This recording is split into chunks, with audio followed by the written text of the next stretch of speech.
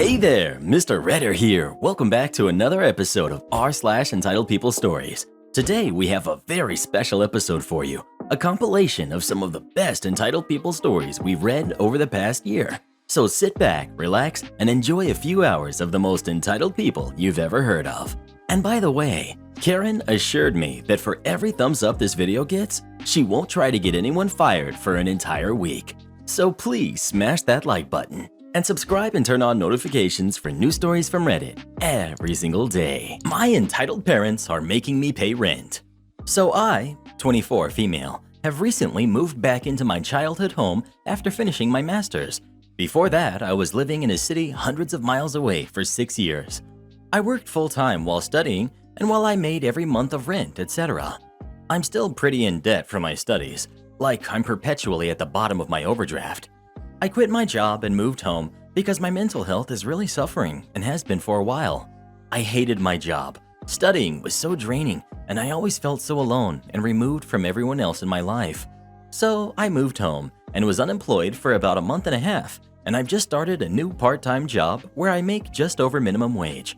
I got back into work because I felt the need to go back to being productive and earning, but I'm part-time because I want to still be able to take time for my mental health and self-care and all of that. I spend about half of my weekly wage on driving lessons at the moment, and I spend another around £100 every month on storage, as my mom informed me when I moved home there was no room for all of my belongings. So here's the situation. My dad has just asked me to start paying rent, and I don't think I should. For a little bit of context behind my feelings, last year my mom received around £200,000 inheritance after a close relative passed, and she has since paid off the mortgage. She still works full-time and is a manager at her job. I'm spending over half of my earnings on driving lessons and storage while trying to save to pay off uni debts and buy a car and/or move out again. And my mom still has more than half of her inheritance, as well as a job where she earns about 7 times an hour more than I do.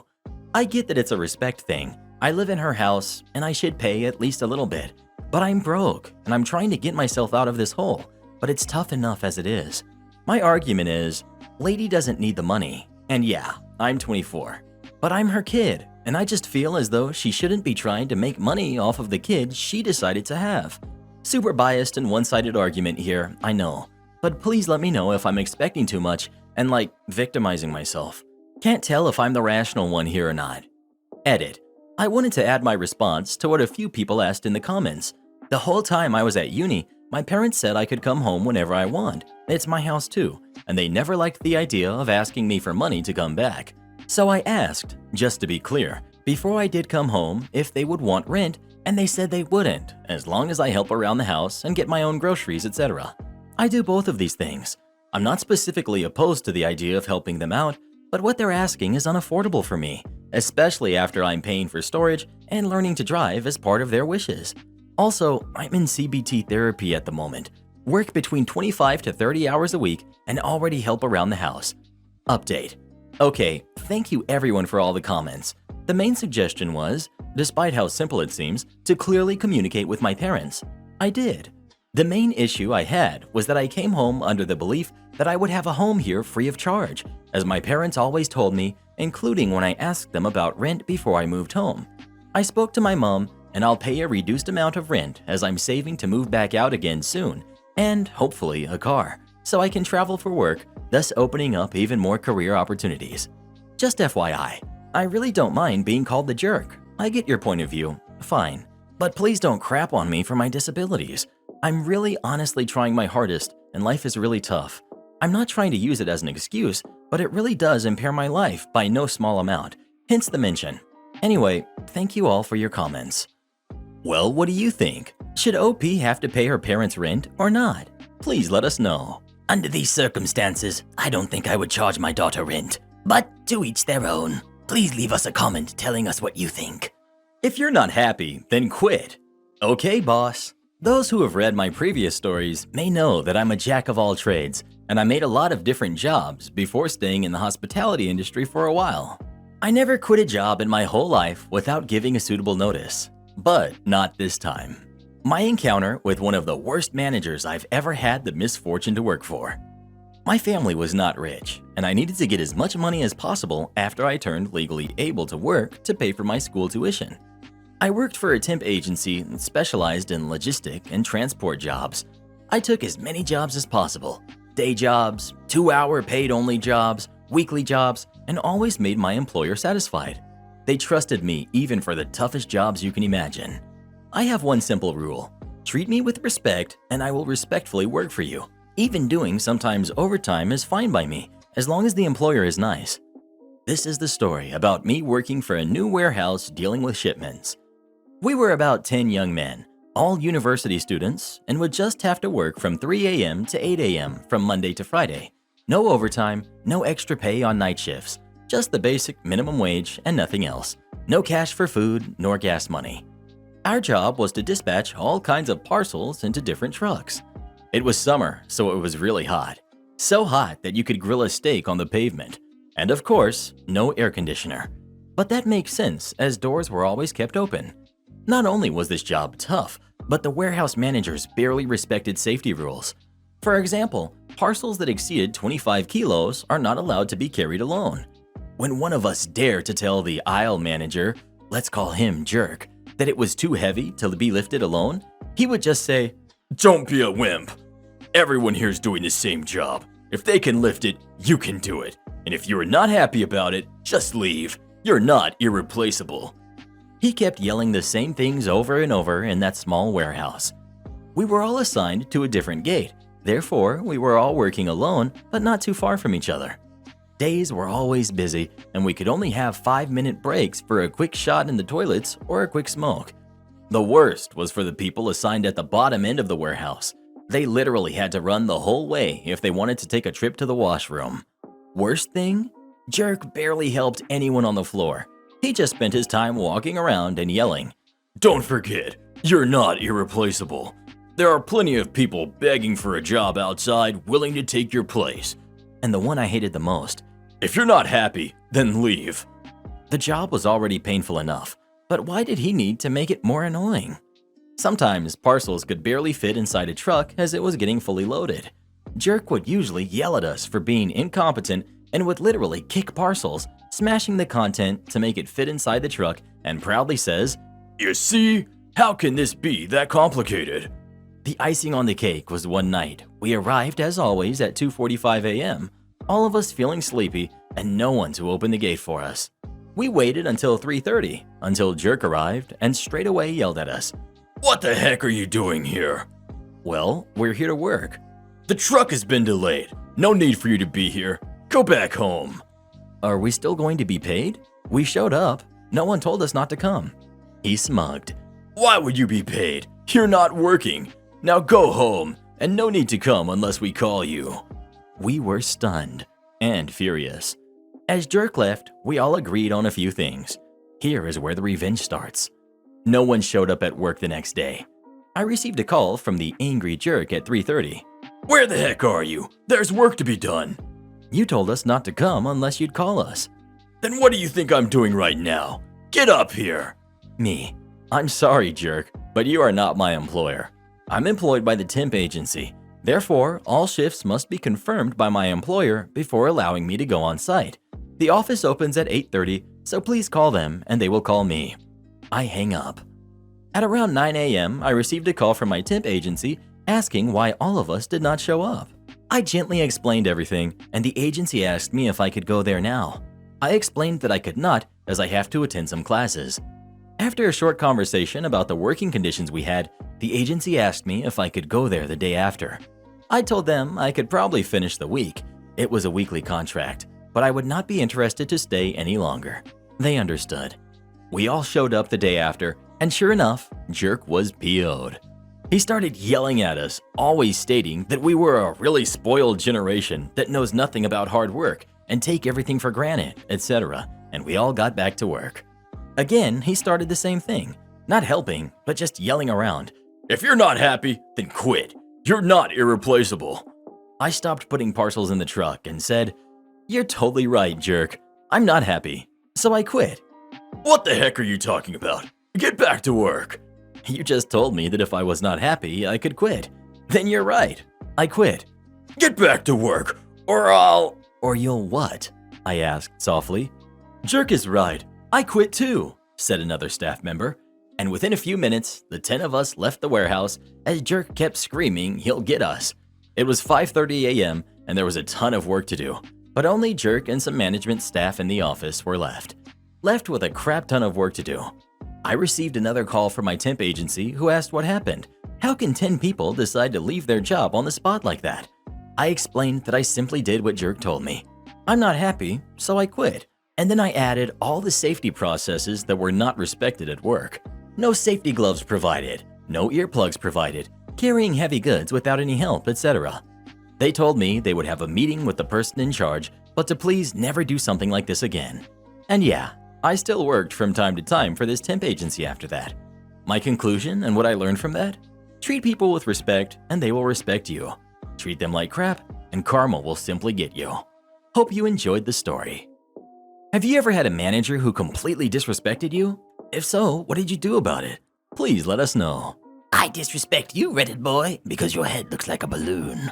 The funniest I don't work here lady moment I've ever had. In my day job, I've been working from home, give or take furlough, for the entire lockdown period. We are in the planning stages to finally move back into the office soon. To that end, I was tasked along with a couple of management type people to head over to our local grocery store to price out supplies for a welcome back social event at our office. Cleaning supplies, plus food type things that we can put together in a grab and go style conference room function. Cast of characters at the store. We've got me, we've got boss number 1, boss number 2, and of course, there was also the Karen. For context, the dress code for workers at this store incorporates a white dress shirt, black khaki pants, and a black name tag on the chest. Those who are still masked wear black masks with the store logo prominently displayed on the cheek. None of us office workers were dressed in any way remotely resembling this. But we were all carrying clipboards to take notes for later, when we were ready to come back and buy the stuff. Hence the confusion, I suppose. Karen arrived, and without even a greeting started up with her demands. You guys are out of this product. I need you to get me some from the back. Me. Oh, sorry. I know I'm carrying a clipboard, but I don't actually work here. You can tell any employee from how they're dressed. I'm sure they'll be happy to help you. Karen did not find this acceptable. I do not find this acceptable, she repeated redundantly. You either help me this instant, or go get your manager, who will fire you, and then help me. Boss 1 happened to be nearby down the aisle, so I flagged her over. You want to talk to my manager? Here she is. And I stepped aside. Karen lays into her. You really need to train your employees better. This man, accompanied by a finger jab to my chest, is refusing to help me. You need to review his employment status and then get me what I need. Boss 1 half ignores Karen and says to me, Hey, hysterical realist, did you get a second job at the store without telling me? I answered, Nope, I still work for you, not for them. She said, Okay then, carry on. I'm sure this lady can find a store worker to help her. Now, one unfortunate aspect of this culture we live in is that a woman in authority is not always taken seriously as she should be. It's doubly true for Boss 1, who, in addition to her gregarious personality, also is on the smaller side physically. Additionally, although she's in her mid-30s, she happens to look legitimately 12 years old. Karen, on the other hand, has reached red-hot status and now has found herself a second target. Unbelievable. I can't believe the disrespectful little kids they let into this store. You are going to help me now, or I report you directly to the owner, who goes to my church. That's when Boss 2 rounds the corner, witnesses the situation, and immediately figures out what's going on. One thing to know about Boss 2 is that in her physical characteristics, she's pretty much the opposite of Boss 1. She's 6 feet tall. She's very solidly, but physically. She doesn't walk so much as she lumbers. She's ex-military and is fully trained to take charge in a wartime situation. Short version, this woman knows how to effectively take up the ample space she's been given. Bonus points, she's British, and her accent gives her an extra weight of authority when she wants to flex her authority. She wanted to flex her authority. She walks up behind Karen and asks in her best command voice, "Is there a problem here?" Karen takes on a smug facial expression as if to say, "Finally, I found somebody competent." Then she turns around, takes a look at Boss 2 in her mountainous position directly behind her. I see her face lose its smugness, and the only sound she can manage is a half-surprised, half-terrified squeak. These people have told you already they don't work here. I suggest you walk away right now. Perhaps leave the store before things get a little more uncomfortable for you. Are we in agreement here? Karen starts moving rapidly away in a manner I can only describe as scampering. I suspect she actually did leave the store because her face suggested she was unable to coexist in the same space as her abject embarrassment. And the three of us office types were able to finish our party planning and make it out of the store without further incident. And now my story is all told. Am I the jerk for telling my boyfriend it was my sister who stole his stuff from him despite my parents' disapproval? I, female 25, have been with my boyfriend, Adam, male 26, for over a year.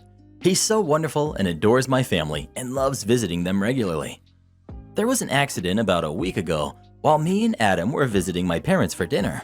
His stuff, his phone, car keys, medication, and $200 has gone missing. We looked all over the house but couldn't find the stuff. My 18-year-old sister was in her room the entire time except for a few minutes to ask what we were looking for. Me and Adam had to go home in an Uber, still feeling shaken up and confused. Adam kept stressing out about his medication, which is the most valuable among the stuff he lost, and had a hard time getting a replacement for it. I went back to my parents the next day to continue looking for Adam's missing stuff and found it in my sister's room, the only place we didn't look. I was dumbfounded. I waited for her to come back from school and confronted her. My mom started making excuses instead of asking my sister why she took Adam's stuff. I shamed her and said I was going to tell Adam and will absolutely support him if he decides to take legal action since the $200 wasn't returned. Mom freaked out and begged me to lie to Adam and say I found his stuff in the bathroom cabinet instead of saying my sister stole it, but I refused. My sister broke down crying, saying if I tell Adam, I'll ruin her relationship with him, but I believed he needed to know the house he enters isn't safe for him. Mom said she couldn't believe I'm willing to encourage Adam to take legal action and ruin my sister's chance to her college application. My parents said they would cut me off if this happens, and this was the last time we talked. 2 days ago, Adam told me Mom called him saying they found his stuff in the bathroom cabinet and gave it to me, but I was keeping it. I was stunned. Okay, first of all, the stuff is in my possession, yes, but I was waiting on Mom and Dad to pay the $200 so I could have my sister return them to my boyfriend along with the other stuff and apologize, hoping we'd work this out without involving authorities. But Mom went ahead of me and told a story she made up to Adam. I laid out the facts to him and told him what had really happened, that my sister stole his stuff and that despite being ashamed of my mom and sister, I still gave them the opportunity to resolve this peacefully. Then I told him I support him in whatever decision he makes. Adam was in dismay and very upset. He confronted my parents and they kept denying. Mom was furious. She kept crying, saying I failed to do them this one small favor to tell a white lie to Adam. But I just ruined the entire family's relationship with him, and anything that comes out of this is my fault after making them look like liars and my sister like a vicious thief. My whole family are in conflict and are shaming me for exposing my sister and making a fuss over a small mistake. I haven't seen Adam since the day he found out. Neither parties are happy, and I'm being blamed and accused of escalating things. Well, who do you think is the jerk? OP or her family? Please let us know. I think Adam needs to get away from all of you lot, to be honest. You should have given him his stuff back and told him what happened as soon as you found out. This is a reminder that you approved this policy and agreed to abide by it. A similar post got me thinking about my workplace. I work in a combined IT/AV department for a somewhat large organization, so if there are any events going on, we're responsible for setting it up, which usually involves setting up sound systems, projectors, and cameras, and ensuring that when someone plugs in their laptop, it functions as expected. For years, we got a lot of last-minute requests. Some of them were literally along the lines of, "We're having a gathering tomorrow with 300 people. We need audio and projectors set up for 9 a.m. tomorrow and for you to advance the slides for us. Plus, this video in my PowerPoint presentation doesn't work. Can you fix it up? We know you leave for work in half an hour, but can you set it up? We knew about this for weeks, but nobody thought to tell you." So one day we complained to our manager, who agreed it was BS and asked us to draft a policy that he could take to upper management and get them to sign off on it. We did, and it was very straightforward. You need to give at least 5 business days notice for events, presentations, media must be finalized and playable without internet access. One less thing to go wrong. And you're responsible for advancing the slides because we're there to fix computer issues, not read your script and press buttons. Our manager took it to upper management, who agreed it was a good idea, and they signed off on it, and it was distributed to all staff. We had some people slip up, but they were held accountable and promised to not do it again. One day, someone from upper management emailed us. Let's call him Bill. Bill was holding an event for 600 people with a guest speaker who had to be booked weeks in advance. The guest would need their laptop connected to the internet because they had YouTube videos, the projector set up, and wireless microphone set up because they had hand mics around for people to participate. The speaker was due to speak Monday morning, and it was Thursday lunchtime. Plenty of time to set it up, but less than the 5 business days notice. Plus, we were double booked by someone who followed the rules, so we said no, even though he was upper management. Bill was not happy. He demanded to know why we were refusing to set things up when there was at least 12 working hours between now and the event, and all that was required was to power on the projector, turn on the mixer, turn on the microphones, and then set up the person's laptop when they arrived Monday. Our manager heard his complaints and sent him an email. Dear Bill, my team have said no to setting up for this event, and I support their decision. Attached is the policy on event support. This is a reminder that you approved this policy and agreed to abide by it. Attached are general instructions on how to set things up for yourself. Best of luck. Bill managed to run the event without us, but he had to do a lot of running around and had a bunch of technical issues that interrupted the event. But at least he learned that if you sign off on the rules, you need to abide by them, because he hasn't slipped up since. Don't like the raise you got? Go somewhere else. So I previously worked as a customer service rep for a big health insurance company for almost 2 years. It was my first job out of college, so I was just trying to get my feet wet and ultimately move on to something else within the company. I hit my year within the company a couple months after lockdown started and crap hit the fan. Parts of the company go on hiring freezes and the roles available got snatched up very quickly and it was super competitive. I applied to multiple positions and don't even make it to the interview stage. It's alright because I'm thankful for my current role, providing me job security even though the pay is abysmal. Fast forward to early 2021 when our annual review happens. I'm mentally checked out of the role, but still doing extremely well stats/metrics wise, and I'm excited to see how big my raise is. I finally have my review with my manager and get a 4 overall on my review. Reviews are conducted on a scale of 5. Typically, people get 3s, and that's pretty good, but getting a 4 is very, very good, and one would expect a big raise with that. I'm super pumped that I got a 4, and I'm expecting a big raise. And finally, towards the end of my review, we discuss the raise. My manager states that my 4, which again is rare and super good, nets me a 1% raise. Now, I'm not going to get into the details of how much that is exactly because it's rather embarrassing, but let's just say you would barely even see a difference in my paycheck. I was stunned, and I asked my manager how I could get such a small raise with such a good review.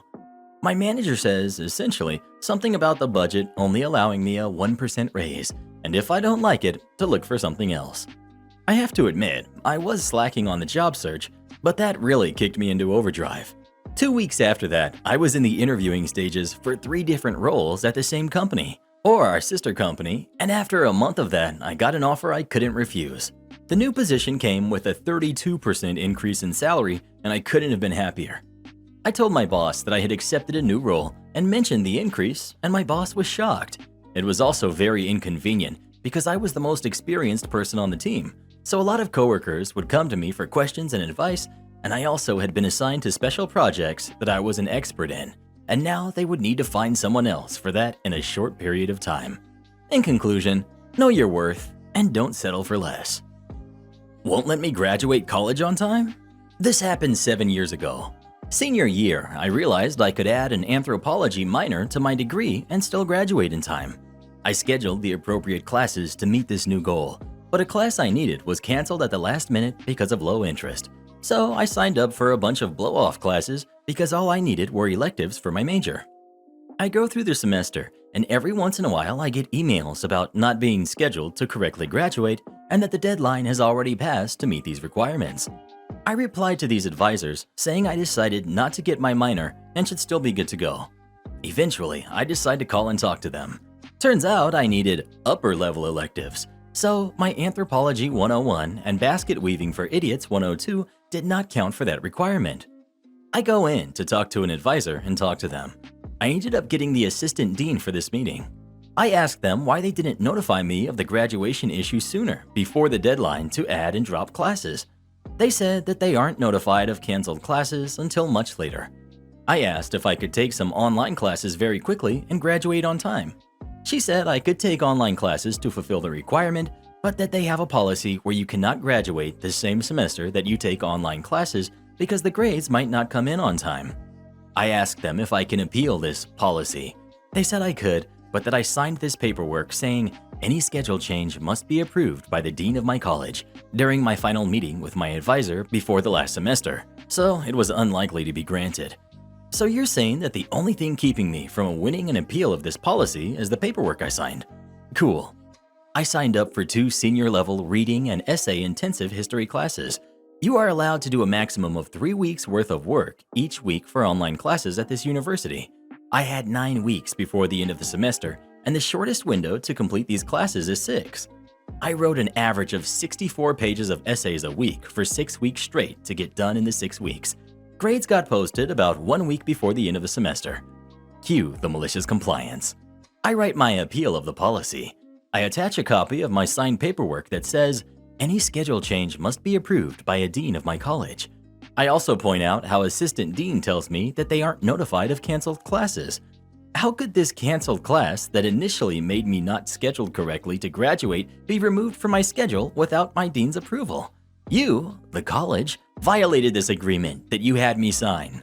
1 week later, I was presented with my hand-labeled diploma that was not kept in the alphabetical and printed labeled diplomas of the other graduating students. I squeezed through so late that they couldn't even print a label for the envelope. Always read the wording of the things you sign when trying to get out of them. This agreement simply stated a schedule change, not a schedule change made by me. My phone was stolen and I got it back. I work in a small neighborhood market. I've worked there for 3 years. I'm the woman who calls you honey and will cover you if you're short. I've even used tip money to buy a pack of cigarettes or a couple of beers for my favorite regulars if they don't have any money. Needless to say, I am adored. I set my phone down on the counter after sending a text and went to help a customer. I got busy, so I forgot about it. This is a year-old Android phone. It isn't worth all that much, but I collect screenshots. I have over 5,000 on this phone and they mean the world to me. My books, phone numbers, and Reddit account are all recoverable, but my beloved screenshots are not. A little later, I went to grab my phone and it was gone.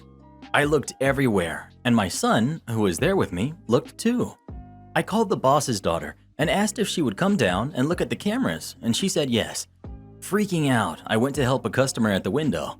He's a well-known neighborhood criminal, but I'm cool with him because why not?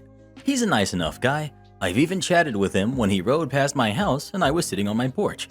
I told him my phone was stolen, and he said, "I know exactly who has it. He's trying to sell it for $30. I told him if he could get it back for me, I would buy him a pack of cigarettes every week for a month. He left, and 10 minutes later, the man I thought might have done it came walking in saying, "I found this phone sitting outside." Funny, because my son and my boyfriend were sitting outside, and wouldn't they have seen it? The boss's daughter would not confirm who it was. She called her mom and told her, so the boss lady is going to handle it. But I know enough of people in the neighborhood who I've helped out in the past won't let him get away with it. Also, yes, I know it is completely my fault. My boss is always telling me to hide it under the counter and stop trusting people. Mop your own floor. I am a general contractor and was one in New York City for almost 10 years. We had these nightmare clients that were the worst of the worst. Every one of my fellow general contractors would say, "Oh yeah, I had a client like that," until they heard stories from me and realized these guys were one of a kind. The clients begged to move in. We weren't ready, but agreed if they understood that we would still be doing final touch-ups, etc. They swore they understood and were so grateful. Right up until moving day, then they treated us like the help. We would get calls at all hours of non-urgent items like, There's a paint touch-up needed in our guest closet. Can you send someone now? My mother is coming to stay this weekend and can't see that. The story. Long after we were finished in the main house, we were doing periodic work in the guest apartment. I say this just to clear up. We hadn't been in their house for almost a month, nor had any of the work we had done been dusty or dirty. One Saturday around 11 a.m., I get a text. He was notorious for texting after being told not to after hours unless it was an emergency. Entitled guy. Hey man, I know you don't want to hear this right now, but I'm walking around the house barefoot and I just noticed the bottoms of my feet have dust on them and are a little dirty, so you're going to have to come mop the floor. We have guests coming in at 1 p.m. for lunch, so it needs to be before then with enough time to dry. So, like now. Me. Hey mate, just to be clear, you're asking me to send someone to your house to mop your floor? We haven't caused that dust. Your cleaner was there yesterday. So even if we did cause it, at some point she was there between the last time we were there and now. Entitled guy. Well, it's dirty, and it's your dirt, so you need to send someone. Me. Listen, it's not our obligation to do that. We won't be coming to do that. This, once again, is not a reasonable request, and I've asked you not to contact me or my staff on weekends as it's family time and we take that seriously. Entitled guy calls me on the phone. Are you serious? My floor is filthy right now, and I have guests coming. Me. Mate, we didn't do it. We're not cleaners. We're not available. We're not coming. This is ridiculous. We've sacrificed so much for you guys. They hadn't, but always said this. And I need this one. It was like this 3 times a day most days. Thing, and you always push back. Me. Mate, you're a healthy 41-year-old man. Mop your own floor. But, bye mate. Weirdest thing about these clients is they would yell at you and act like this, and then the next time we saw each other, it wasn't a thing. I learned over time that they just existed like this. They spent their whole lives speaking to people like garbage, so that interaction for them was just a normal request, whereas to me or any other respectful human, this was huge disrespect. These people could fill this sub for a week. Let me know if you want more. My entitled mother demands my inheritance. We've got me, 35, female. We've got my mom, 59, female. My paternal grandmother has passed. In her will, she left money to several people. My mother and myself were included. I was given roughly $120,000. My mother was given $10,000, which surprised both of us because she and my grandparents never got along. Grandfather has also passed. I know $120,000 sounds like a lot, especially when you compare it to $10,000. However, the past few years have been quite rough financially. Mom and I were both on food stamps at one point, and I'm not going to have much money left over once I pay off student loans, credit cards, my car note, etc. So this is what I'd like to do, apart from paying bills. I set aside some money for St. Jude, some for my cousins, who were not named in the will, but who were close to my grandmother, and an extra $10,000 for my mother. This plan makes my mother very upset. She says I need to give her at least $25,000. She wants to get a new apartment and start a home business, and she says me not giving her the extra money is ensuring that she cannot live a good life. She has brought it up so many times now. She presses me on this pretty much daily, even though I've told her to stop. I'm really starting to doubt myself here. Would I be the jerk if I refused to give her any more? Edit 1. To everyone concerned about taxes, I appreciate it, but there's no need to worry. That aspect of things has already been handled. Also, I plan on meeting with a financial advisor very soon. Edit 2. I am sincerely grateful to everyone offering their input and support. My inbox is going crazy. It may take me a while, but no matter how many comments there are, I will be reading every single one. Thank you. Well, who do you think is the jerk? OP or their mom? Please let us know. That money was left to OP. She can do whatever she wants with it. We don't pay you to be 2 minutes late. I've worked at many retail chains, but have had many terrible bosses. Here's one story I think I can give up without any repercussions. At a small, specific retail store, 5 to 6 years ago at this point, I was confronted by my old boss on a specific event that I was late by 2 minutes. Previous day, he had asked me to come in on my day off. I'm at an earlier time than I normally do. I agreed to come in on my day off and work a shift I'm not normally used to, but it's retail. It cannot be that difficult. My old boss asked me to work 7 a.m. to 4 p.m. and I showed up at 7:02 a.m., which in my state, there is a 5-minute window for everyone, and this was 100% not a habit of mine at all. I'm normally one to show up 5 minutes early every day and wait aside the time clock. I clocked on and walked to my department with a drink I had already purchased the previous day.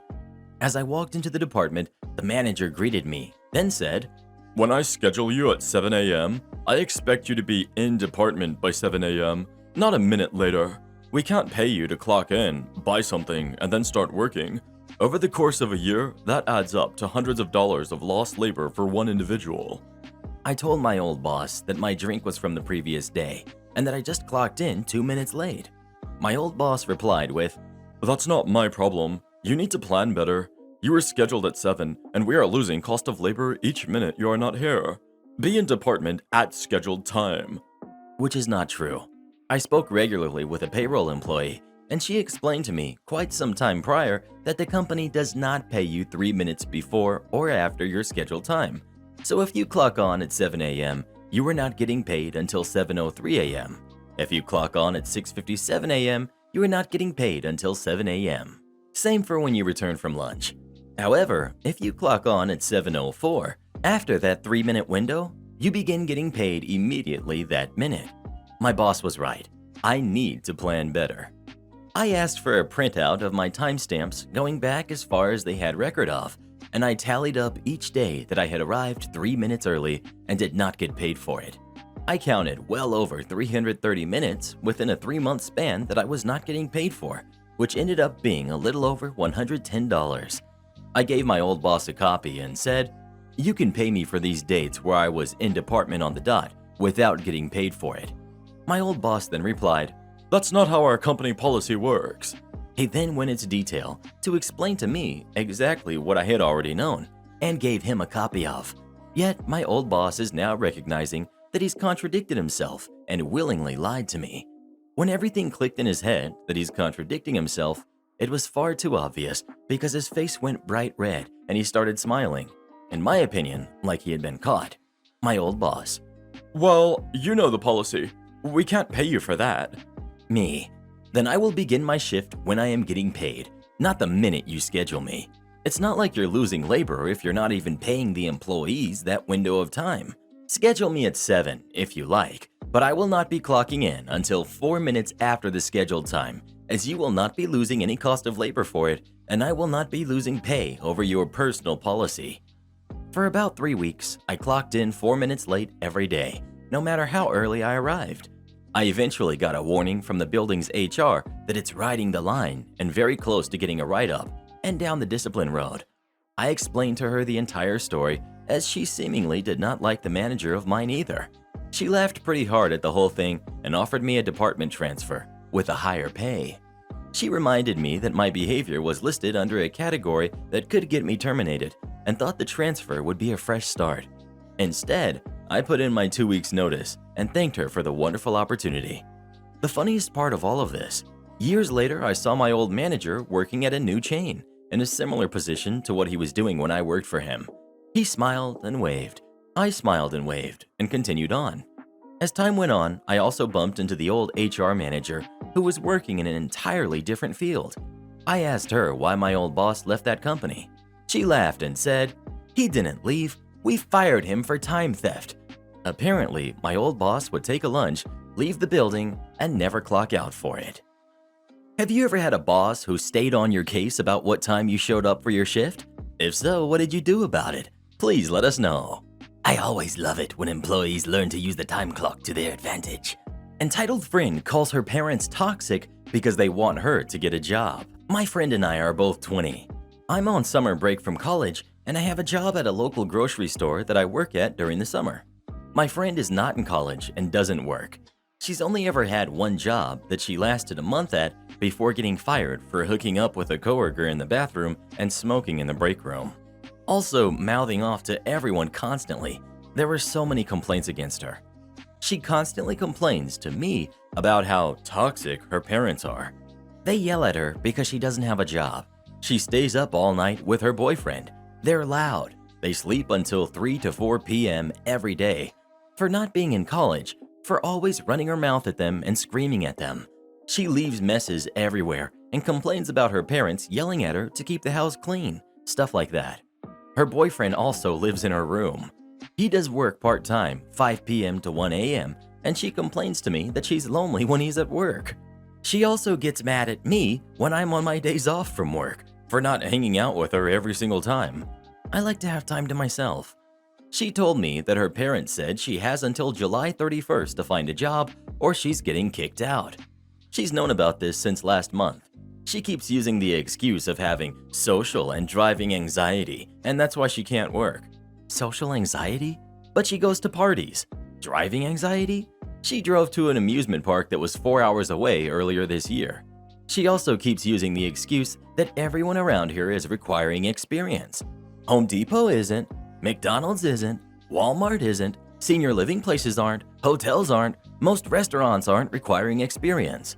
I went on Indeed, and a lot of places are hiring on the spot, no experience required.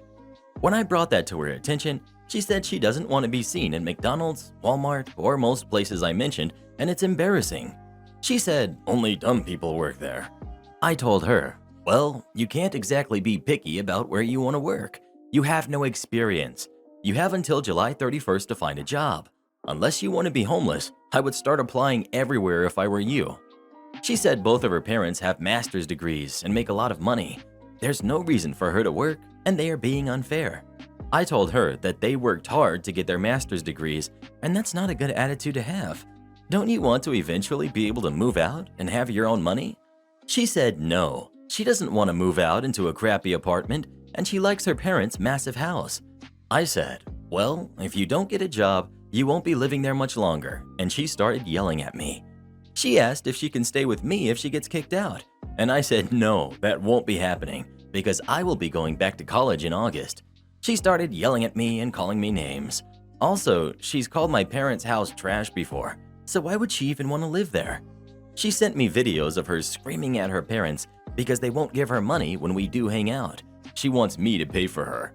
I don't pay for her and suggest free things which she doesn't like. She calls me a cheap jerk, and I tell her to get a job if she wants to do things she can't afford. She then starts screaming and complaining about her parents being toxic. She doesn't think she should have to clean around the house and that it's their house. If they want it clean, then hire a maid. I said, but you live there rent-free and you're home all the time. The least you could do is some light cleaning and keep your personal space clean. I work and I have to keep my room clean and do chores around the house. And she said, That's because your parents are poorer than mine. Mine can hire a maid. If I was in her position and I didn't want to be in the streets, I would be applying everywhere, and I would be grateful that my parents haven't kicked me out yet. Numerous people have stopped being her friend because she's so mean and dumps all of her issues on them and constantly plays the victim. It's never her. They are always the problem. She just says that they're terrible people, their loss, and moves on. She doesn't care. She also makes fun of me because I've never had a boyfriend, and she always brags about her boyfriend and their life. She also thinks it's weird because I don't like to get drunk and go to parties. I just don't like parties. They aren't my thing. She said she can't wait until she turns 21 because then she gets to go to clubs. Apparently, I seriously do question myself why I'm friends with her a lot, and I can't wait to go back to college to get away from her. I go to college out of state, so I don't have to deal with her for most of the year. I mean, she does reach out, but I don't respond that often because I'm busy. Well, what would you do in this situation? Would you stay friends with this person or not? Please let us know. She's definitely a little monster, but her parents are also to blame for this. They're the ones who raised her to be this way. Am I the jerk for getting mad at my girlfriend for destroying my farm? Backstory. I, 22, male, and my girlfriend, 24, female, have been together for 6 years. We both like video games, but I play more than her for the following reasons. 1. She gets nauseous while playing games that have a lot of camera movement. 2. She doesn't have a lot of time. She works about 60 hours a week. 3. She doesn't purchase games.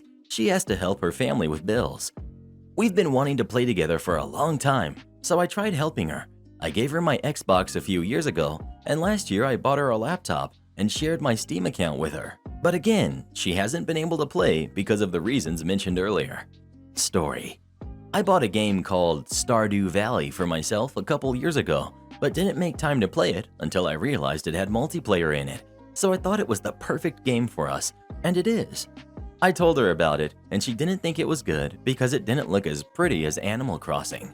But as soon as we started playing, we fell in love with it. We play maybe once or twice every week for about 1 or 2 hours. I really like the game and wanted to play longer.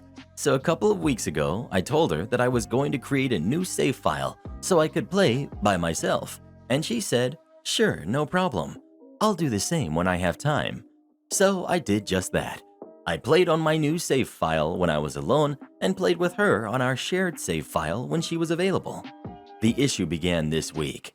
She came to my house as I was playing and she saw that I was advancing really fast and I had a lot of things already. She got angry and I told her that it had nothing to do with our farm and that I still enjoyed playing with her and I thought that was it. Yesterday she was in my room and I went to the kitchen to make dinner. But when I came back to the room, I saw that she literally destroyed my farm. My crops were gone, my animals were gone, my buildings were destroyed, and I had no money, so a lot of hours getting those things were wasted. She had already saved, so I couldn't fix it. Of course, it's not the end of the world, but I was really upset, so I yelled at her. She screamed back, saying that I was supposed to play with her and that I left her behind. I told her that it was not a competition and that I was just enjoying the game. I wanted to play with her and play separately on my own farm. That is why I created 2 farms. I just gave her dinner and told her not to speak to me, and we went to sleep like that. Today, she apologized and told me that she wants to play, but I told her that I don't want to play with her anymore. Heck, I don't even want to play Stardew Valley anymore. Am I the jerk for getting mad and refusing to play with her anymore? I can understand her frustration because she doesn't have a lot of free time, but on the other hand, she destroyed something of mine just to hurt me. Well, who do you think is the jerk? OP or his girlfriend? Please let us know.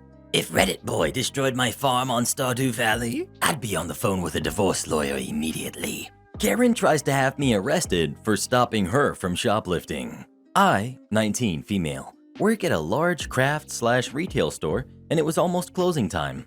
I was at a register waiting for stragglers to check out and had my back towards the exit, which is right behind the registers. There was nobody coming up, so I was looking around and I noticed a woman walking quickly behind me towards the exit. By the time I saw her, she was already turning towards the doors and walking into the foyer which leads to the outside entrance, and I only saw her back and a little of her side. Enough I noticed her arms were crossed over her chest like she was holding something against it. I didn't think much of it, just yelled, "Have a good night." I guess she was so focused on getting out of the store she didn't notice me standing there. So when I spoke to her, she startled really badly and dropped what she was holding. It was a little vase that cost like $10. So immediately, I walked towards her out into the foyer. I don't know why she stayed there. She could have just booked it and I wouldn't have followed her. And I asked her if she was planning to pay for the vase, kind of in a snarky way, but it was late and I was too tired for this BS. She got huffy and said yes, so I picked up the vase to bring it to my register and check her out. I don't know if that set her off or what, but she suddenly got really upset and snatched the vase away from me. She said, I paid for this. And then started talking some bull about my dirty paws being all over her property. I already knew what this was going to turn into, so I went to the registers and picked up a phone and paged for my manager. A couple of my coworkers came up to the registers and she started talking to them about how I had tried to steal her property and accused her of shoplifting and yelled at her. They all knew she was lying already because I'm a very quiet, shy person and I've never raised my voice, let alone yelled at someone at work. The lady started telling my coworkers to call the cops and also started saying that I had physically cornered her and that she was afraid for her life. Now this woman was tall and pretty broad and I'm average height/thin, so she's a good 5 to 6 inches taller than me and much bigger besides height. There's no way I could have intimidated her that much. My coworkers and I just let her carry on until my manager got there, and it turned out that he had been suspicious of her earlier and had been checking the cameras. When she tried to start her BS on him about having me arrested and stuff, he already knew she didn't pay for anything and told her to leave and stop harassing his employees. She told him that she would be calling corporate. He said go ahead, and she stormed out after that. The kicker of this whole thing was that she was wearing what seemed like expensive clothes and nice jewelry, and when we watched her leave, it was in a car that looked pretty new and expensive. And she was trying to steal and make a big fuss over a little $10 vase when she obviously has the money to afford many of them. I hate customers like this. Am I the jerk for walking out during a dinner with my boyfriend's family? Due to my religion, I'm Indian living in America. I, female 21, don't eat beef. I only eat chicken because I've never liked any other meats. I can't stand to see someone eat beef, so I never put myself in a situation where I have to witness that. My boyfriend, male 22, is very nice about this and restrains from eating beef when I'm around. His sister, female 25, came to surprise visit a couple months back and wanted to go out for a steak dinner. My boyfriend refused because I was over at his house. I had suggested they both go and I can order myself a pizza. My boyfriend didn't want to go without me since we only get to spend around 2 days a week with each other. We ended up going to Burger King and his sister was mad at me because she thought I was trying to turn him vegan or something. Cue to a couple of days back, my boyfriend's mom invited us to dinner so he could introduce me to his family. His sister was also in town. My boyfriend told his mom to make a chicken and she agreed. I was very nervous to meet his family, and because I have horrible anxiety, I don't like talking to strangers, and it takes me a while to get comfortable around new people. It was a little awkward at the beginning since I would only answer questions his parents asked me, and after some jokes and teasing, I finally felt comfortable. When we all sat down to have dinner, his mom brought out my plate first, mentioning I was the only one eating chicken. I was confused about this since I thought she would be cooking chicken for everyone. The dish looks like one of those ready-to-eat microwave meals, but I didn't care because I didn't expect his mom to cook 2 separate meals. She brings out everyone else's plates, and it turns out my boyfriend's sister had asked her to make braised beef. I didn't want to be rude, but at the same time, I didn't want to sit there and watch them eat beef. So I politely excused myself from the table and went to sit in the living room with my plate. My boyfriend came out to talk to me, and I was trying to tell him that it's fine. Everyone can have dinner, and then we can continue to talk afterwards. His sister comes storming out of the dining room, fuming about how I ruined such a nice dinner, and I was being the jerk for not letting her brother eat his food. Which, by the way, I never said he couldn't eat his dinner.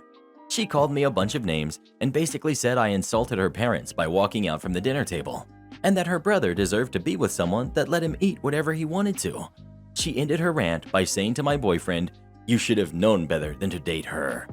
I was practically crying at this point because I felt responsible for ruining their dinner. My boyfriend told his sister off and we left. His parents never even came out of the dining room to say goodbye. Edit 1. To everyone asking why I can't watch people eat beef, it's because the smell is very off-putting to me. So as long as I'm not in super close proximity with someone eating beef, I'm okay.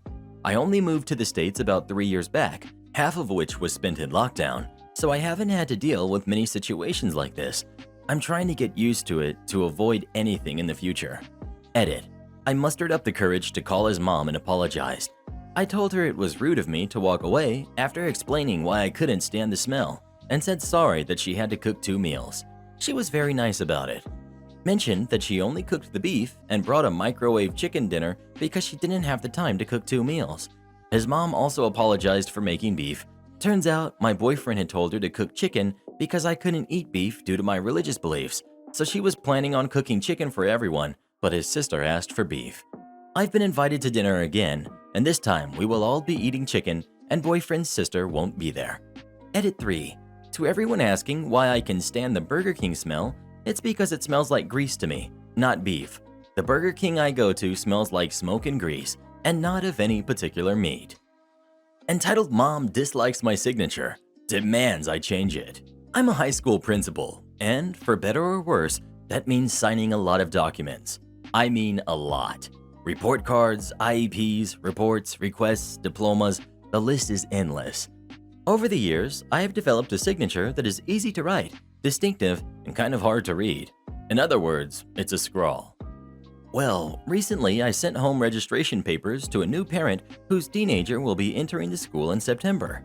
They included a cover letter signed by me. The next day, there was a message on our school's voicemail from the parent, entitled Mom. Hi, I just received the registration package from the school, and I had a question about the letter that came with it.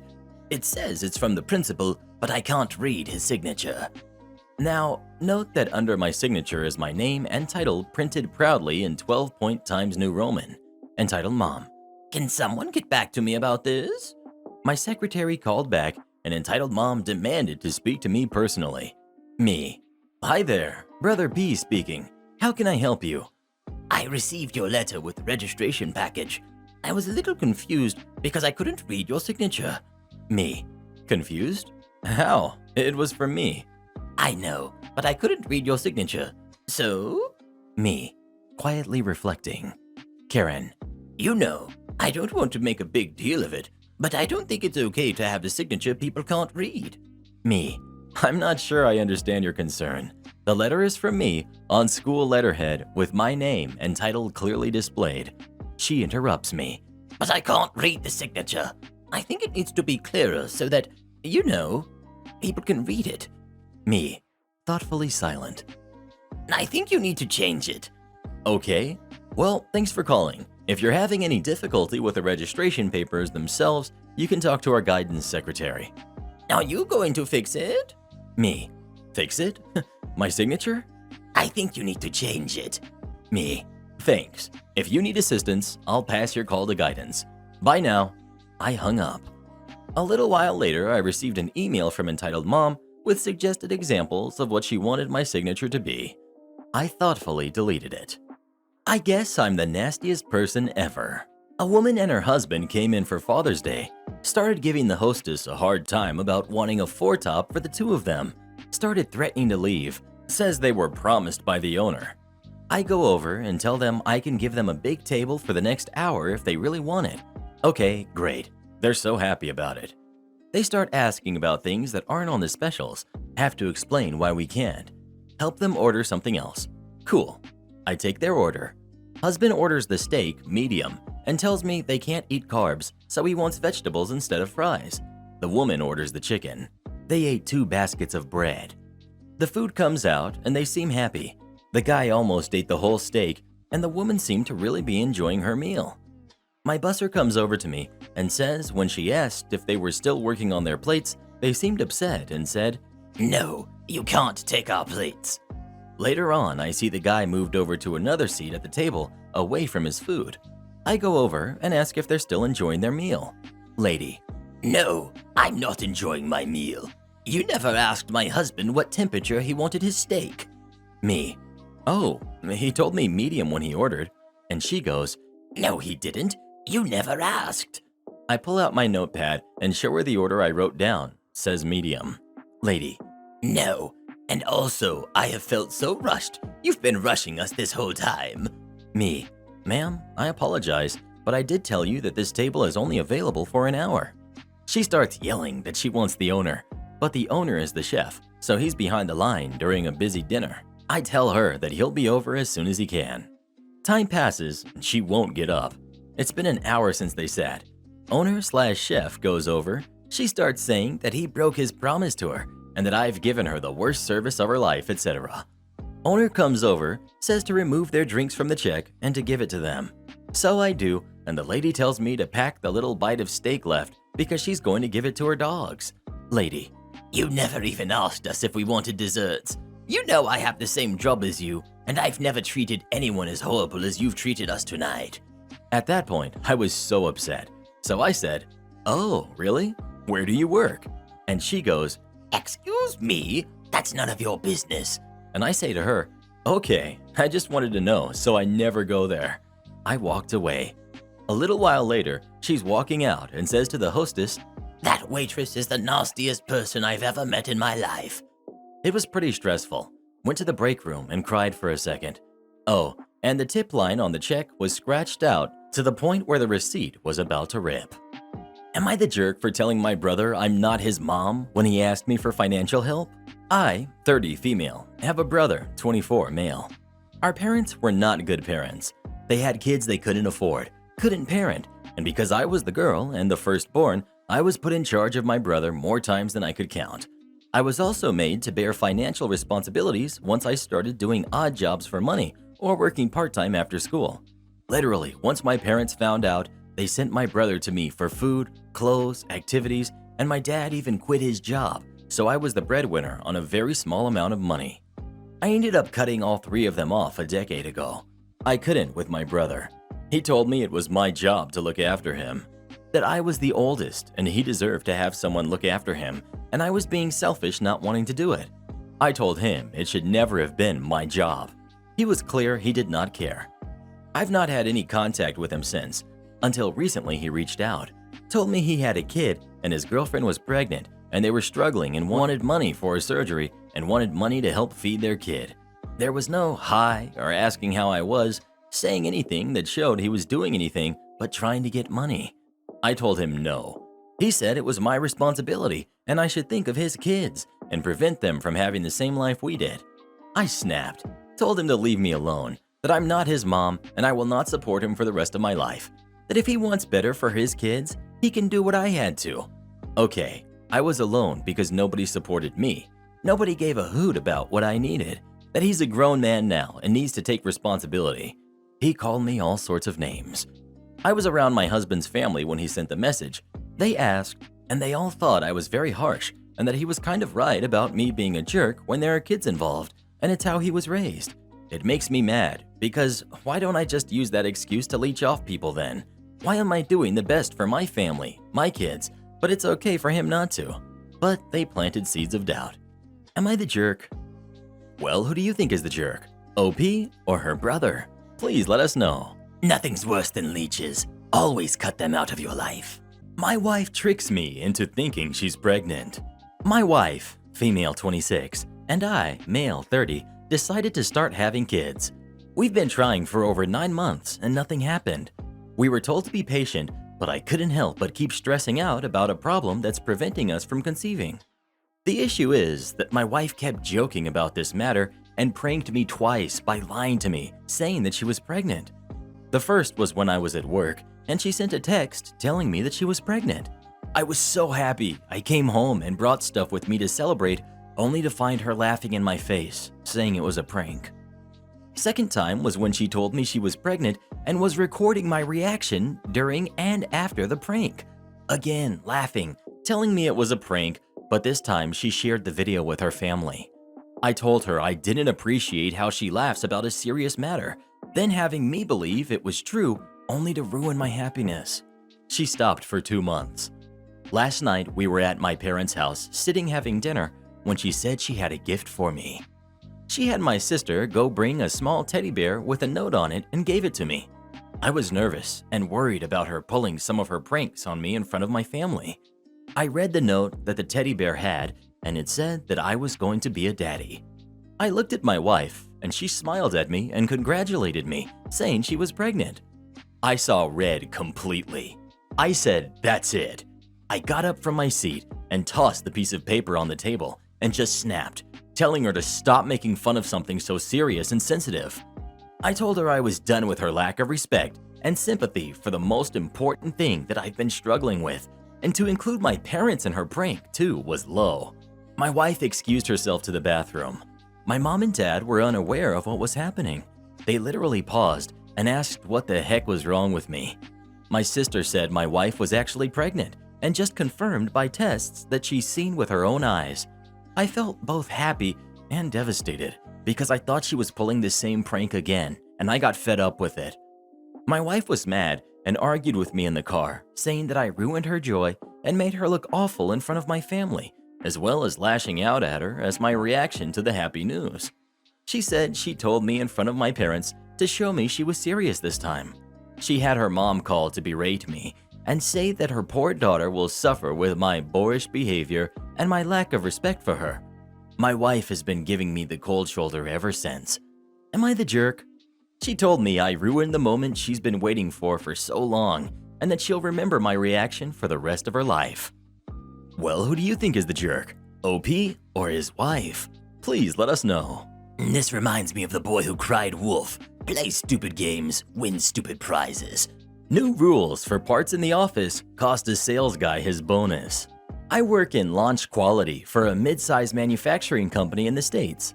My team is basically the last step before a new product can get okayed to sell as we do all the final checks, customer documents, and regulatory sign-offs.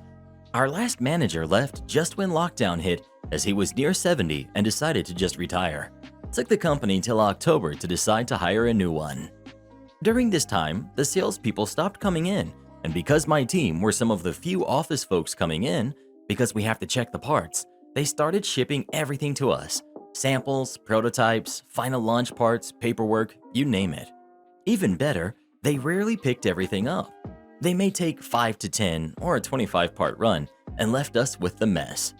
A year of this, and the office was a wreck, and they didn't care as none of the mess affected their bonuses, so as long as those parts got to the customer on time.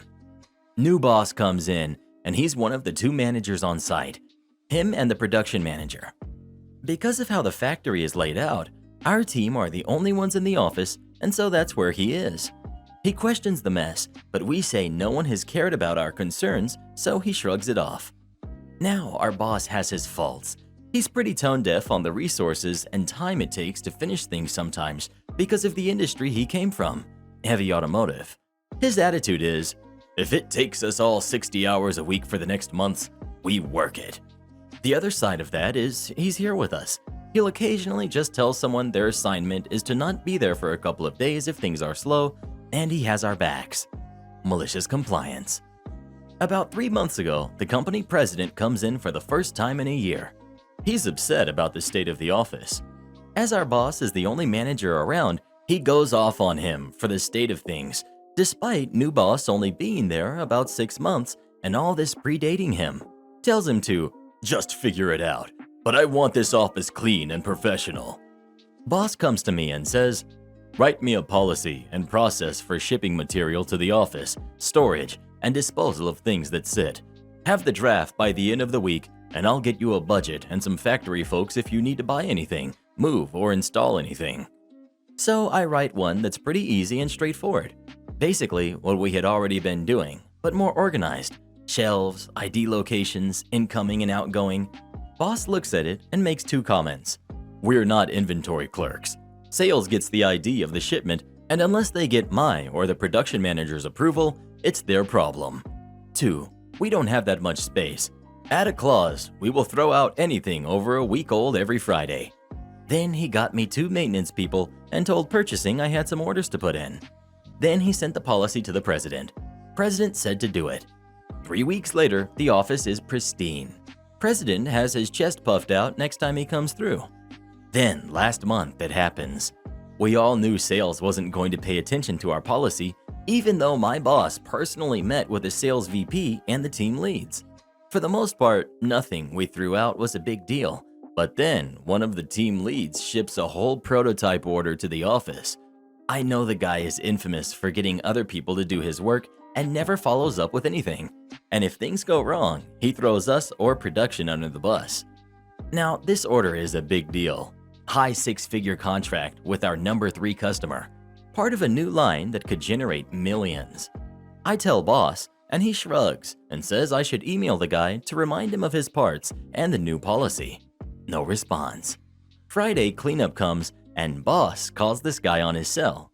Voicemail. So boss puts the parts on his desk and has me send a reminder to the guy. Nothing. Monday rolls around and still no follow-up. So boss reply alls my emails with his boss, sales VP, and president on it, saying his policy that the guy had till 10 on Tuesday when trash people pick up our roll-off to get his parts.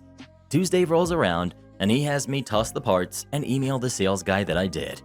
Things blew up on Wednesday. Sales guy calls me screaming at me for losing the parts, and there's no way to make new ones in time. Who the heck am I to toss his parts, etc. Boss sees my face and can probably hear the screaming from his office and comes out to see what's going on. I managed to stammer something out and then got another earful from the sales guy. Boss takes the receiver from my hand and I will never forget this. You will never speak to my people like that again.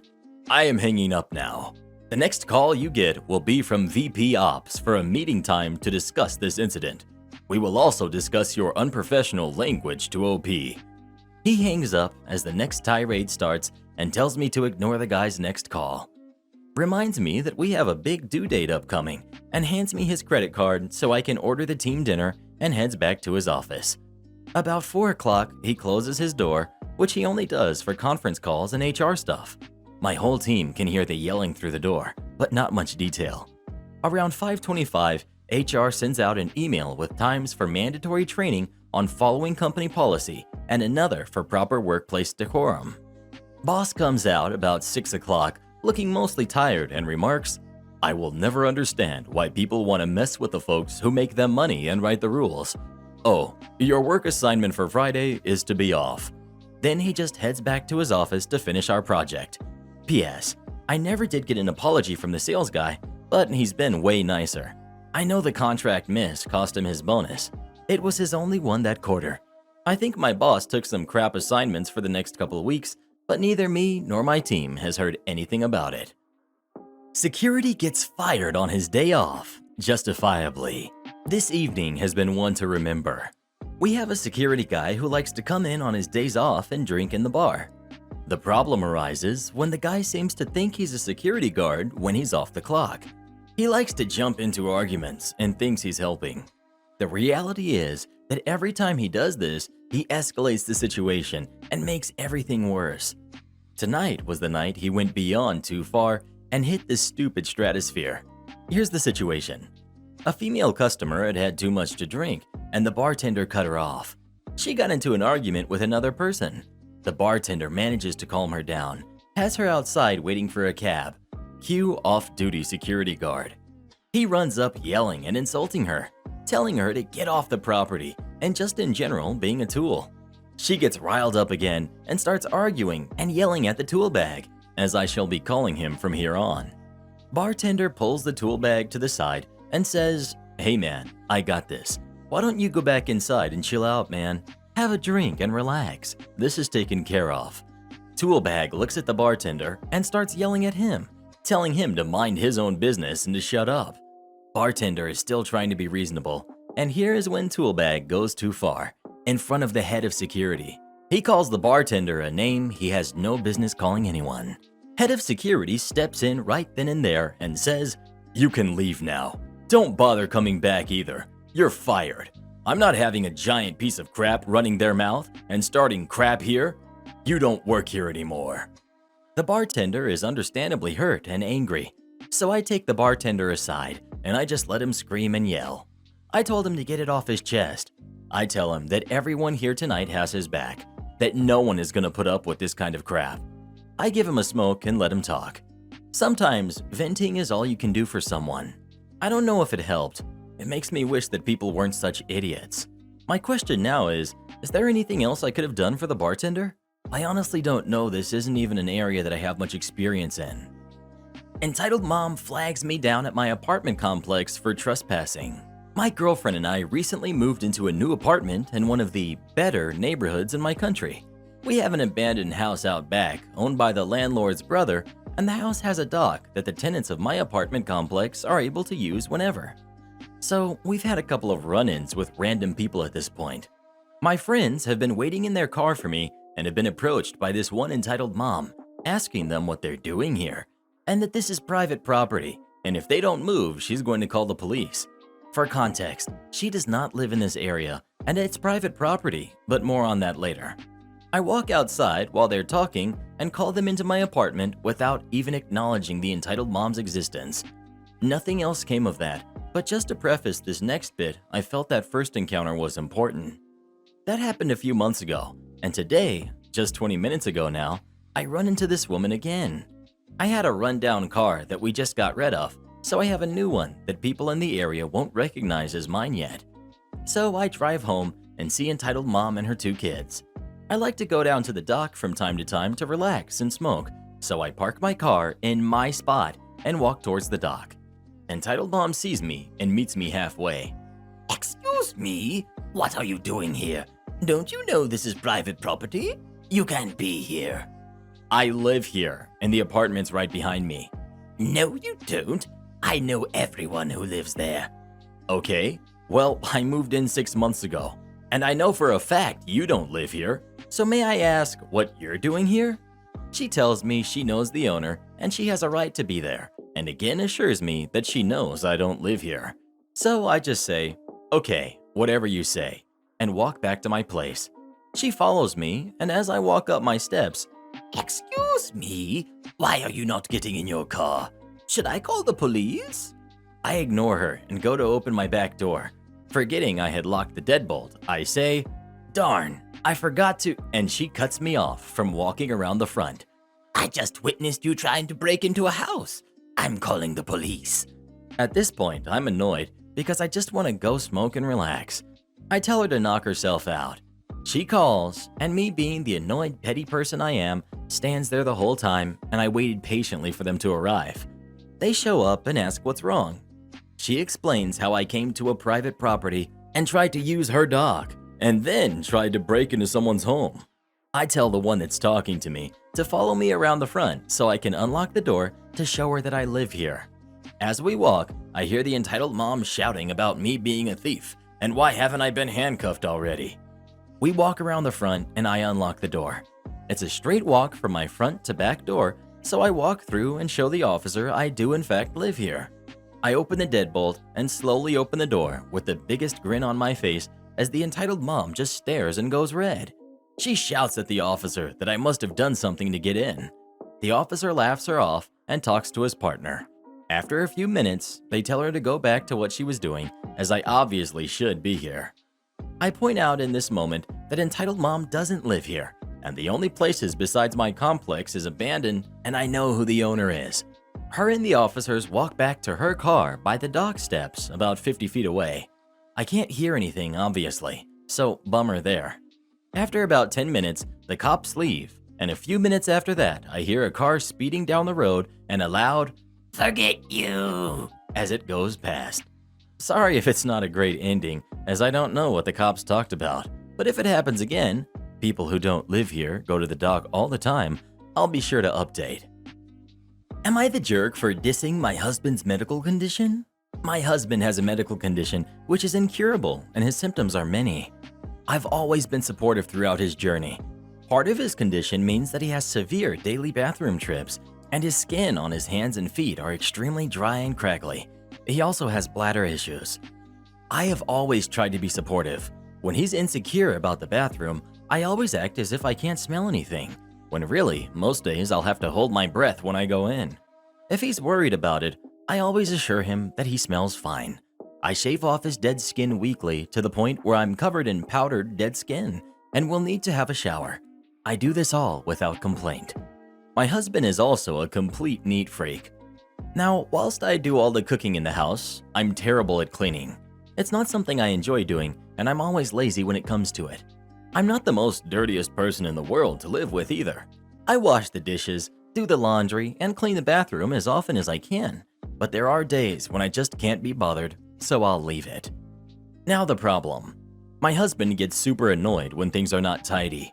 We've had arguments before where he's called me names, says that I'm disgusting to live with, and has said I'm gross for leaving the dishes in the sink without cleaning up after myself. Because of these comments, I've become super insecure. I spoke to him about it before and told him his comments have made me feel uncomfortable living in my own home.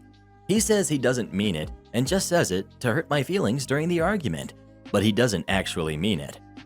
Recently, my husband was tidying and I was trying to talk to him about something that happened during the day.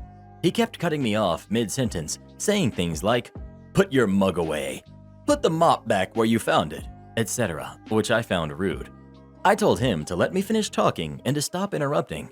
He replied back, "Fine," and then when I finished saying what I had to say, he just went silent and had nothing to say back. I was annoyed.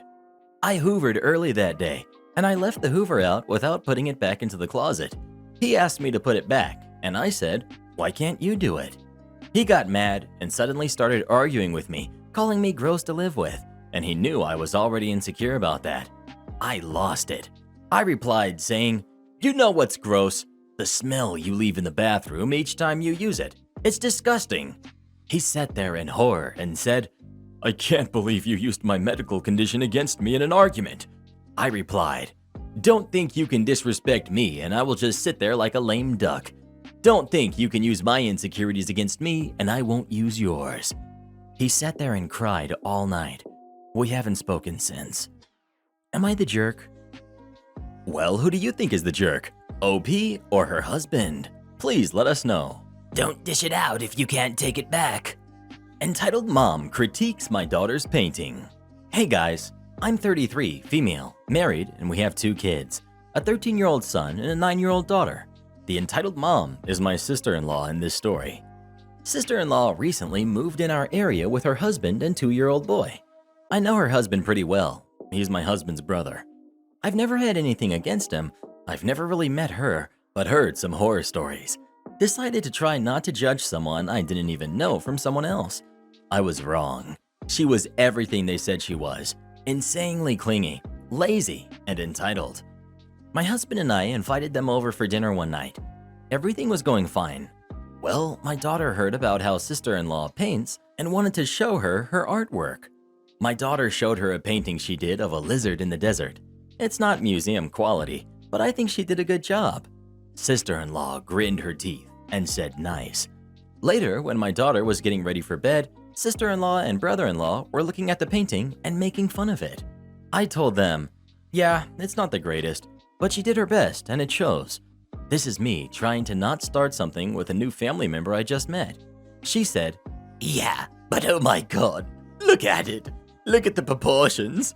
Sorry, I went to an art college and I just can't help but see all of the flaws with this.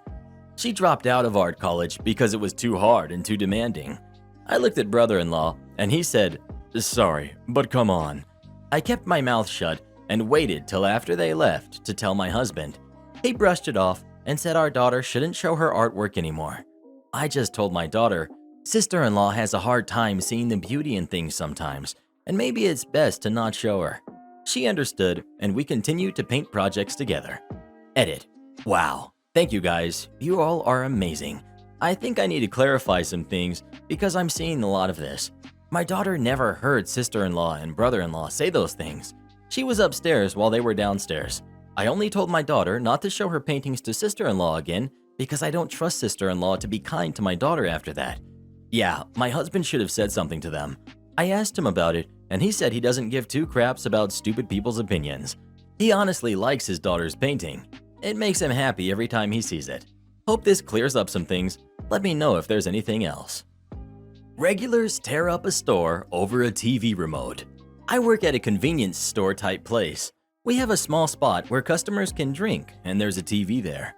9 out of 10 of the people who hang out in there are generally regulars, folks who go in every day for the last 3 or 4 hours we're open. They're very obsessive with the TV. Well, Friday, the remote got stolen. Friday night, they come in, and I tell them the remote is gone. TV's not even on because I turned it off since the remote got snatched. Had to stand on a darn counter just to reach the buttons. Clearly, they didn't believe me because every one of them came up to me separately asking for the remote. It's gone. It's stolen. I can't just magically make up a new remote. Saturday, they were upset because I'm lying and just hiding the remote from them because I don't want the TV on, and I frequently shut it off on them anyways. I only have it shut off at night when I've got people coming in to watch TV, but they aren't buying anything. So they clearly did the logical thing to solve this problem. They started searching the store. They went into the kitchen. They went behind the counter for that room, where we keep single beers and important stuff. They went into the dry storage area. They went into the manager's office and rummaged through her stuff to find the remote. They ignored me when I said they couldn't be back there because I'm hiding the remote from them. Of course, they were allowed to go into those places. They spent more time in the store than some of the employees, so they get to do what they want, right? Plus, the owner loves them. She wouldn't mind them searching her office. I went into their drinking room and announced to all of the customers that anyone who goes into the employee areas will be asked to leave the store immediately. Got a few arguments, and then I added I will contact the police if an individual refuses to leave. That got them to stop. I don't think they understood the remote was gone until yesterday when I had to scold a few of them for doing that on my coworker's shift a couple days later and reminded them that they not only can get kicked out, but banned if they keep doing that. These were multiple full-grown 30-year-old adults. You can call managers to counter-complain in line at Costco gas. The lines are nuts because gas prices are nuts, and Costco gas is cheap and convenient. Everyone is on edge. The Costco gas employees have to periodically sweep the lanes and clean up spilled gas. Just like at the registers, when they close a line, they stop people from lining up in that line. They finish the people currently in the queue and direct other customers into different lanes so that they can come off the lane and sweep. I'm pumping gas and see this go down. A woman drives around the cone and into the lane they're sweeping like she's exempt from the process and is going to get gas. Employee guy jogs over and tells her in a normal tone, "Sorry ma'am, this lane is closed for the moment. Can you please pull around into a different lane?" She says, "Why?" He says, "This lane is closed." Sees an empty spot not yet filled in the adjacent lane. "You can go there," and points. She starts screeching, You don't have to talk to me that way. I don't appreciate. A guy gets out of the passenger seat. Employee guy is babbling and pointing and waving, points at cones, empty lane, broom. Screeching lady turns into a yelling lady and says all sorts of mean things to him. Employee is looking around because he's in over his head. Yelling lady starts with the, Your manager is going to hear about this. You just lost your job. gets in her car and peels out leaving. I finish pumping and go find a place to park. I Google the store phone number and call. I hit the number to speak with a manager. I ask for the manager in charge of the gas station. "Sorry, he's gone for the day. Can I leave a message?" Okay. Can I tell you then? I just saw this whole thing go down. In a minute, you're going to get a call from a lady claiming she was just disrespected by a gas employee and complaining a storm. Let me tell you what actually happened from an objective observer, because there's no way this guy did anything wrong, and it's going to come down to his word versus crazy lady. Okay, thank you for the heads up. It's nice to hear he was doing the right thing. And oh, actually, your lady is on the phone with this other manager right here, it sounds like, and I'll pass along your message. Thanks for calling. Stand up for injustice. Entitled mom tells her kid, "You ruin every family outing at a pumpkin patch." It's now a family tradition to say this to each other. Okay, so I come from a large family, and one of the things we enjoy is getting together to take the kids to the pumpkin patch, and then meeting up at my big sister's house for a stew, carving, and dessert. We've missed doing this the past 2 years, but that's another story. This happened, and I want to say about 2012-ish. My family had all met up at one of our local pumpkin patches, and we were standing in line for kettle corn, hot dogs, hot chocolate, and caramel apples. You know, pumpkin patch snacks. Most of us had already finished with finding our pumpkins and decided to grab snacks before getting lost in the corn maze. While we're standing there, we hear this lady, entitled mom, saying things very loudly. You are unbelievable. Knock it off, etc. We're all just kind of looking at each other like, uh-oh, someone's in trouble, but we don't see where it's coming from right away. I then look over and see my best friend, we'll call her Amy, with her daughter, we'll call her Heather, who was about 10 at the time, in tow, kind of rushing towards us with this crazy look of, what the heck, on their faces. I notice she doesn't have their pumpkins yet. Me, aw, couldn't find any good ones? Amy, OMG, no, we stopped looking because it was getting crazy over there. Me, huh? What do you mean? Heather, looking at Amy, says softly, Mom, can we maybe get pumpkins later? You know, like after they leave? They was whispered, even more followed by her giving a quick glance back to the area they had just left. Amy to her daughter, sure, sweetie. Then she looks at me and says in a hushed tone, there's some lady over there yelling at her kid. I think it's her daughter, but the girl is just crying that she wants some other pumpkin her dad got. Amy then continued to tell me that this girl can't be more than 5 years old, and she just keeps saying, no, I want daddy's pumpkin, to the entitled mom, but entitled mom is not having it. Apparently, the kid was firm and kind of soft-spoken at first, and then the mom seemed like she was trying to hush the situation, but when the girl wouldn't give in, entitled mom lost it and started yelling things like, knock it off, just quit already. Both Amy and Heather were standing fairly close to them, and when entitled mom lost it, it made Heather jump and rush to Amy for protection. Amy told Heather, let's go find Haunted Dreamer 78 and see if she wants to help us pick one out. Heather agreed and they rushed over to me. I looked down at Heather and asked if she wanted to do the corn maze first, and then we could get her a pumpkin. She was happy about that. Then I asked if she wanted a hot chocolate and started asking her if she wanted to go stand with my mom and my little brothers, so she didn't get bored standing in line, when we heard entitled mom start yelling again. This time, she was marching past us, dragging her kid by the arm. No, not literally dragging. We would have stopped them if we had seen that. So she's pulling her daughter out of the pumpkin patch and heading towards the exit and parking lot. All the while, she's making these loud, grunting exasperation noises, and my whole family is watching on, trying to figure out what's happening. To be honest, everyone at the patch within earshot of this lady is watching. Then it happens. She pauses slightly in her grunting rampage towards the exit long enough to look at this 5-year-old and says, You ruin every family outing. and then continues towards the exit. We all just look at each other in shock. And then something else, perfect timing, happens. My son, 12 years old at the time, wasn't looking where he was going because he was distracted by the entitled mom as well. He trips slightly on a hay bale and drops his hot chocolate on the ground. I looked at him and with a huge smile on my face yell, in the most obnoxious entitled mom voice I can muster, OMG, you ruin every family outing. All I could hear was laughter. I looked over at entitled mom and she was frozen in place for a minute before turning red and running out to the parking lot. No one clapped. It was just funny to those who witnessed her behavior. And yes, my son laughed too. He knew I wasn't serious. So now it's a family tradition to use this phrase anytime our family is together and something happens. My sister burnt the stew one year. I forgot a Christmas gift at home once. My son tripped and knocked a gaming system over, turning it off. Pretty much anything going wrong anytime gets this phrase. It just never gets old. Edit. My significant other just reminded me that both he and his brother were saying this to each other very loudly for the rest of the day at the pumpkin patch. Entitled mom was in earshot for at least one of these. My Karen mother won't let me go to work. Cast. We've got me, Dragon Crystal, myself. We've got mom, my entitled mom. We've got dad, my entitled dad, and Tim, my supervisor. Backstory. I've been in lockdown for 2 weeks, ended last night, because of my last shot giving me some side effects.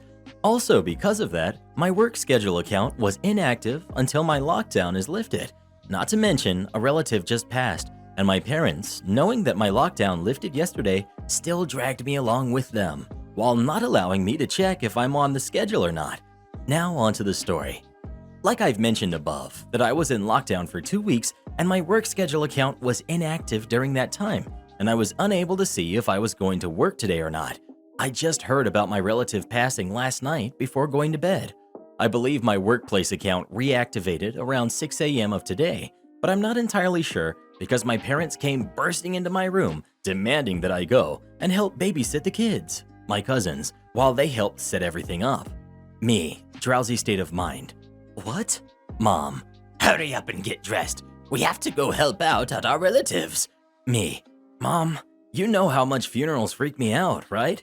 Mom. Stop making excuses and get up now. Me. Fine.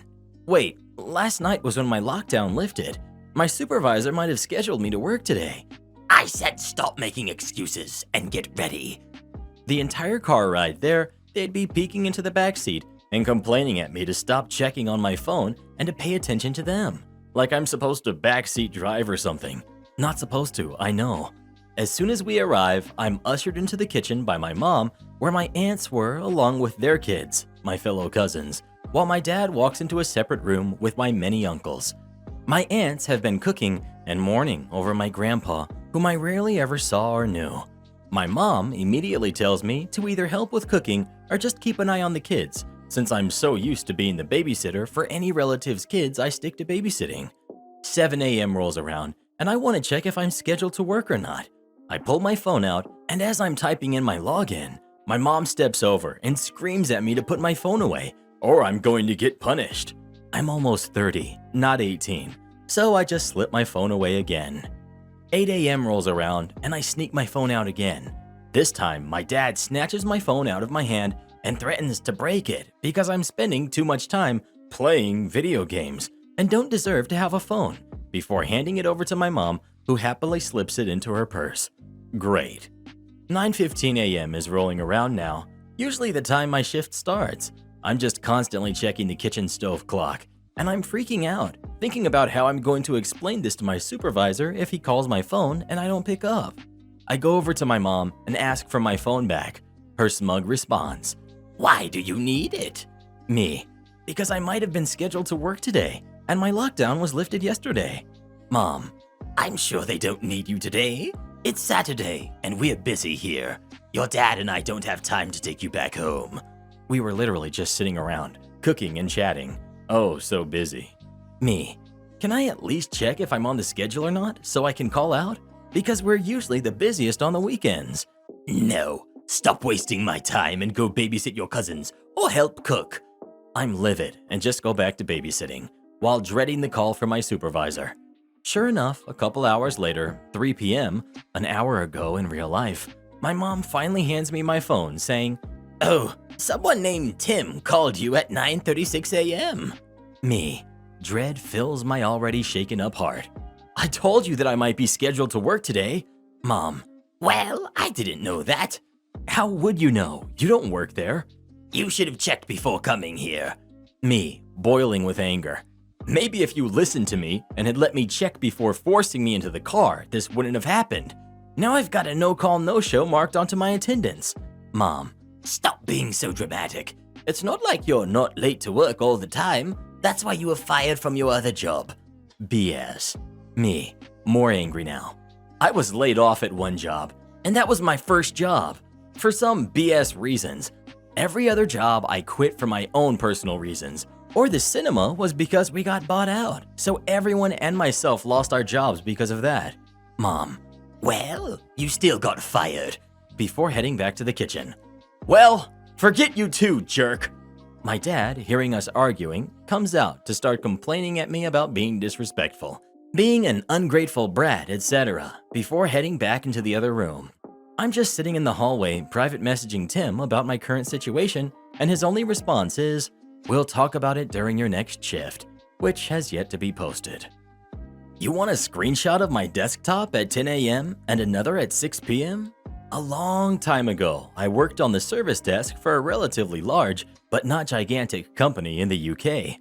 There were several service desk teams spread across the country with their own policies and practices and such. Mine was pretty chill. The attire was smart casual. The relationship we had with users was friendly. We had a team leader who would really look out for us. I think I was lucky, given what some of the other service desk teams had to deal with. Suits and ties, users interrupting you when you're on the phone, team leads who would just vanish for half a week with no warning. While working there, I was living in a rural area, a hamlet that was about a mile from the nearest bus stop, 9 miles from the nearest train station, and 2 miles from the nearest shop. And my commute was about an hour through the countryside. It was a nice drive, but it was also unpredictable. Flooding on the roads wasn't uncommon, with detours around the affected areas taking 20 minutes. You'd occasionally get snow up in the hills when it's sunny everywhere else, and if you were unlucky enough to find a herd of cattle being moved down the road, that could add 10 minutes to your commute. The unpredictability of my commute was something I had raised in my interview. I wanted assurances before I had even been offered a position that my commute situation would be taken into consideration. As such, I made an arrangement with my team leader, and with the agreement of the rest of the team.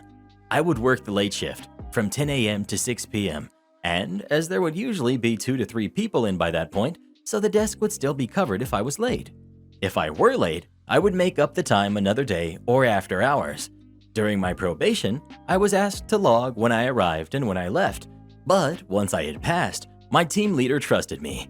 However, note that this informal arrangement was actually against company policy, and it hadn't been signed off by HR. Not that our local HR team would have minded, but head office probably would have complained. Unfortunately, my team leader ended up leaving the company, frustrated at being passed over for promotion one too many times. Once he left, I ended up reporting directly to the service desk manager. The service desk manager would come down to visit the office once a month. Once he took over the team, he started coming down once a week, and it turned out that, on his second and third visits, I arrived late for work. Not that late, I should add, maybe 5 minutes on one day, 7 minutes on the other. However, nothing was said, just my apologies and my teammates saying that's okay.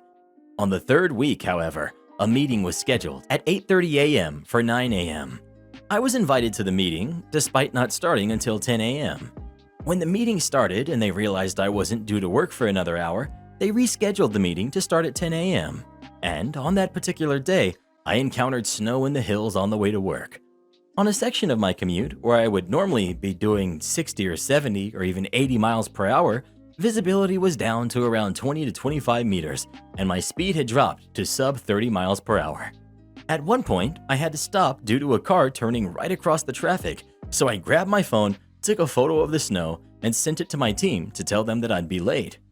I finally turned up to the office about 20 minutes late, at which point I saw I had several missed calls and teams asking me to join the meeting. It turns out that the meeting was still ongoing, so I joined it. As soon as I got in, my new boss stopped whoever it was that was talking and began to berate me in front of everyone else for my tardiness. Boss: This meeting was supposed to start at 9 a.m., but we postponed it because you didn't start until 10 a.m. It's now 20 minutes past, and you've only just shown up. Me: I'm sorry, boss. I wasn't aware that the meeting had been scheduled. I would have left earlier if I knew. So, you plan to be late? Is that what you're saying? Me: No, that's not what I meant. My commute is unpredictable. Sometimes it takes longer. Then you leave earlier. Nobody else had issues with their commute this morning. Me: I encountered unforecasted snow on my commute this morning. I didn't expect to be delayed.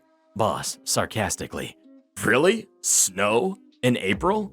Yes, I took a photo and sent it to my team about 40 minutes ago so they'd know I was running late. But you didn't send it to me. I sent it to the team on Teams. You should have received it. You should have emailed it to me. Me, getting frustrated: I don't have my work email on my phone. Then install it on your phone. Me, rather confidently: I don't think you have the authority to tell me what I should install on my personal phone. There was a moment of silence, and I could see a few of the faces on Teams react with shock to my comment. My boss said we could talk after the meeting was over, and said that I had missed so much of the meeting that there's no point in me remaining there, so I should get to work. I dropped off the call, looked at my team, and then asked if anyone wanted a coffee before heading to the machine with 2 mugs. I returned with 3 and got to work, checking with my colleagues if they minded me grouping out of the phones while I waited for our boss to call me back.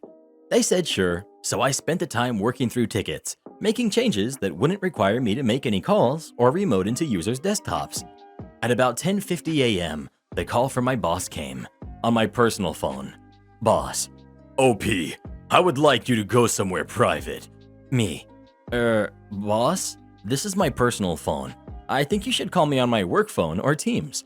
I'm calling you on your personal phone so you can go somewhere private. Me: If you want this conversation to happen in private, I can call you from a conference phone in one of the meeting rooms. No, that isn't necessary. Me, interrupting: It's fine, I'll call you back. I hung up and grabbed a stock laptop I had been building the previous day and a USB stick, taking them into one of the meeting rooms I'd seen was vacant.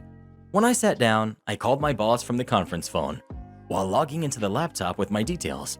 I should probably add now that my boss had called me from a mobile number rather than a landline. All calls from company landlines were recorded, but calls between mobiles were not. By calling him from the conference phone in the meeting room, I could be sure that the call would be recorded. Me: Hi boss, it's OP. Boss: This really wasn't necessary. Your phone was perfectly fine. Me: I'm sorry, I don't keep a charger in the office as my last cable got stolen. The battery doesn't last that long anymore, and I didn't want it to run out before the end of the day. Fine, whatever. We need to have a talk to address your recent tardiness. Me: As I said on the call earlier, my commute can be quite unpredictable. That's still no excuse. You know what your commute was like before you took this job. You should have anticipated that you might need to leave early. Me: Yes, and I addressed this in my interview and said that I wanted assurances that I would be allowed some flexibility in my start time in case my commute took longer than anticipated. That's not in line with company policy. You start at 10 a.m., so you should arrive by 10 a.m. Me: I made an agreement with my previous team leader that, if I arrived late, I could make up the time another day. But you didn't make that agreement with me. And how do you think your colleagues think, with you arriving late all the time? It's once or twice a week at most, and for every day I arrive late, I arrive early on another day. More often than not, I put in over my allotted hours. And when I made the agreement with my old team member, my colleagues were happy with it. I'll send you the email now. While I had been talking, I'd been searching through my emails for the original email outlining the agreement I'd made with my team leader. The email chain had actually started on the day of my interview with him emailing my 2 colleagues, explaining his proposed arrangement and seeking their okay. They had both said yes, and when I started working there 5 weeks later, he forwarded the email to me as confirmation that everything was cool. Boss, I don't need to read this email, OP. Whatever arrangement you had with your previous team leader ended when he left. This department now works to the company policy. You are to arrive on time. Me. Boss, and to make sure you do arrive on time, from now on, I want you to send me a screenshot of your desktop every morning when you start working at 10 a.m. with your computer's date and time visible. And I want you to send me another email when you finish your work at 6 p.m. every evening with your computer's date and time visible. Me. But if my computer has had an update overnight, it can take 5 minutes to start up. What should I do then? Should I send you an update log? Boss, then turn up 5 minutes early. I have another meeting to go to, so I need to leave now. But I expect the first email tonight. I will tell you when you can stop. He hung up before I could say okay or goodbye or anything. I logged into the call recording software and grabbed the ID of the call I just had. If I pulled the recording out of the server, it would have been logged. Instead, I had logged into the application server directly, searched for the recording, and copied it to a USB stick. I hadn't gotten around to installing antivirus on this computer yet, so there was no data loss prevention system in place. That's the kind of software companies install on computers to lock down USB drives and track what people copied to and from USB drives after their use has been approved. I went back to my desk. I told the team what had happened, and they said that it sucked. We had a chat about what I was going to do, that I'd have to start arriving 20 to 30 minutes early every day to ensure I'm logged in at 10 a.m. They offered to grab an old laptop and set up the desktop so it looks like my desktop, so they could take a 10 a.m. screenshot if I did turn up late. I explained that it wasn't necessary. If I turned up late, I'd just explain why and involve HR. For the next week, I did as he had asked. I would arrive anywhere from 15 to 40 minutes early and log into my computer. And then I'd go off and make coffee, hop downstairs and outside for a cigarette, just waste time until 10 a.m. arrived. Just before 10 a.m., I'd be back at my computer, take the screenshot and send it to my boss. Then at 6 p.m., I'd do the same. Probably a week and a few days later, my boss visited our office. I remember turning up about 25 minutes early that day. My boss made a smarmy comment about how I should be happy and proud that I'm being punctual. I just said, sure, checked my computer, hadn't done an update overnight, offered to make coffee for the team, then went off with 2 mugs. I came back with 3 mugs at about 10:45 a.m., and my boss commented on how long coffee takes to make here. We had a bean-to-cup machine. It would grind the beans for every cup. It was good coffee, but not particularly fast. Once I'd handed the cups to my colleagues, I grabbed my cigarettes from my bag and headed off outside. I came back around 10 to 12 minutes later, and my boss asked me where I'd been. Me. Enjoying my morning coffee with a cigarette. Boss. But there's work to be done. Me. I don't start work until 10 a.m. Just because you start at 10 a.m., it doesn't mean you can't get started early. Me. Sure I could. But as I don't start until 10 a.m., I don't have to. Unless you're approving me to do overtime. No, I'm not saying that. But if you're here, you might as well make yourself useful. Me. If I remember correctly, we both acknowledged last week that I start work at 10 a.m. and finish work at 6 p.m. That isn't what was meant by our conversation. Me. But that is how I interpreted it. I didn't wait for him to reply, just turned around and sat at my desk. It was 9:59 a.m. at this point, so I took a screenshot of my desktop, emailed it to him, and got to work. The routine continued through to the end of the week, and then partway through the following week. The boss had visited our office again on a day where I had arrived over 30 minutes early. We had had very heavy rain that day, so I had left extra early to avoid any detours due to flooding. I'd also dressed appropriately for the weather. Wellington boots, jeans with waterproof trousers, and a heavy wax jacket. On days like this, I'd normally come in through the fire escape. Well, it was actually a terrace, but facilities didn't want us using it for health and safety reasons, so it was only used as a fire escape. As it was sheltered, I could leave my wet weather clothes on the terrace to dry. There were 2 other pairs of wellies and heavy jackets out there already. Enter the building in my dry clothes, and then head to a bathroom to get changed into something a little smarter. As I walked past my boss, he looked shocked that I'd walked in jeans and a t-shirt. I pointed down at my shoeless feet, then outside at my wet weather clothes. He asked me if that was really necessary. They should do a reality TV show where they send city boys to live out in the countryside. That would be entertaining. A good 5 or so people in earshot laughed. He nervously laughed along with them. I went off and changed, came back, offered the team a coffee, left with 2 mugs, came back with 3, grabbed a cigarette, and went downstairs for a smoke. I was back at my desk with 5 minutes to spare, logged in, waited until 9:59 a.m., took a screenshot, emailed it to him, then logged into the phones and got to work.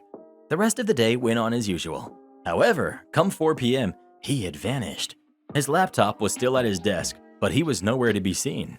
Normally, he would leave around 4 p.m., the same time as my 2 teammates. At about 4:45 p.m., he finally emerges, looking visibly shaken. He tells me how today has been terrible, how one of the other offices have serious phone issues, and asks me if I've been getting calls from other offices. Me: no, our phone group is only configured to take calls from this business unit. Boss: what? Calls are supposed to overflow to your lines if the other lines are all engaged. Me: not since I've been here, and that's a good 18 months now. Me thinking to myself, oh wow, I just did myself over, and my team. Boss: I'm going to add you into the central phone group. We need as many people on the phones as possible. Me: okay, I'll see what I can do, but we don't have training on or access to any of the systems used by other offices. Boss: just provide support where you can. At about 4:50 p.m., I started getting calls from the other offices. Probably about 50% of them I can't do anything about. I tell the user I'll log a ticket and assign it to the relevant team. They would frequently ask me to transfer them, but I explained that their call came to me because all their lines are likely engaged. I'm sure I upset a lot of the users that day. I mean, some of the calls were about programs I had never even heard of. In one case, I picked up the phone to someone who I'd already answered the phone to and logged a ticket for. 5:45 p.m. comes along, and the frequency of calls hasn't ceased. Evenings are usually quite chill in this office.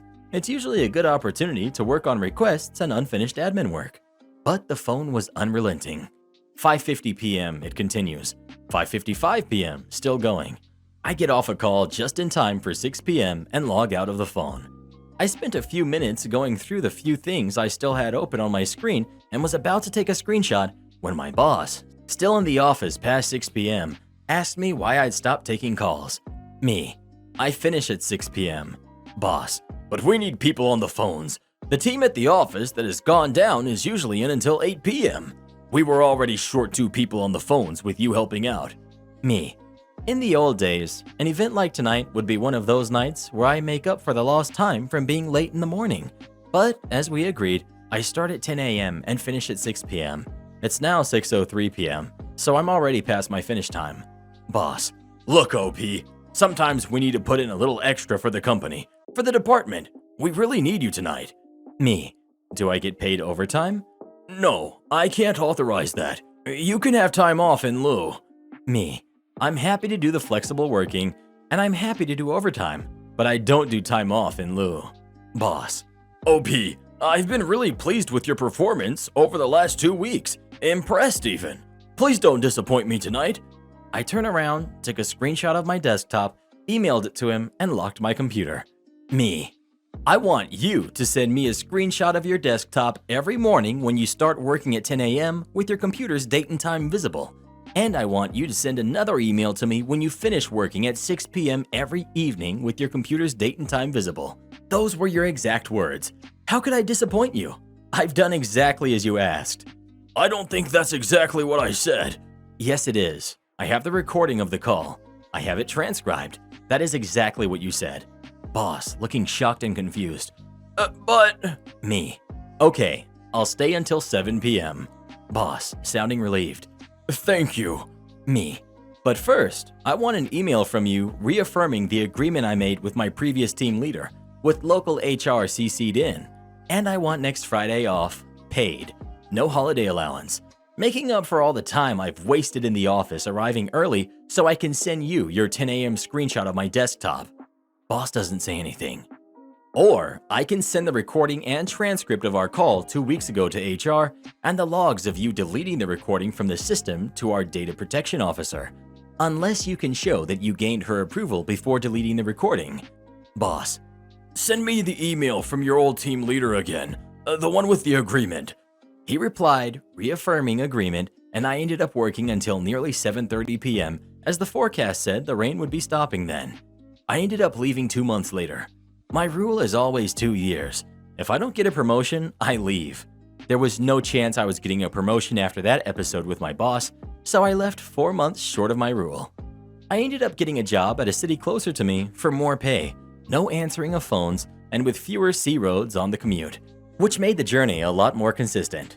And when they asked why I'd only worked for my last employer for 20 months, the commute was too unpredictable.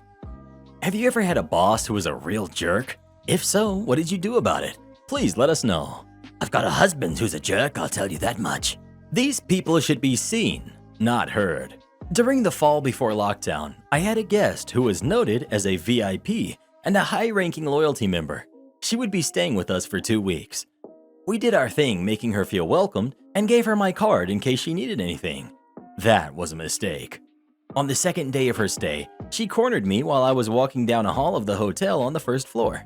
She had said there was a lot we had to discuss. She had brought up the fact that my breakfast chef had said good morning to her and that one of the housekeepers greeted her. I asked if these things were a problem.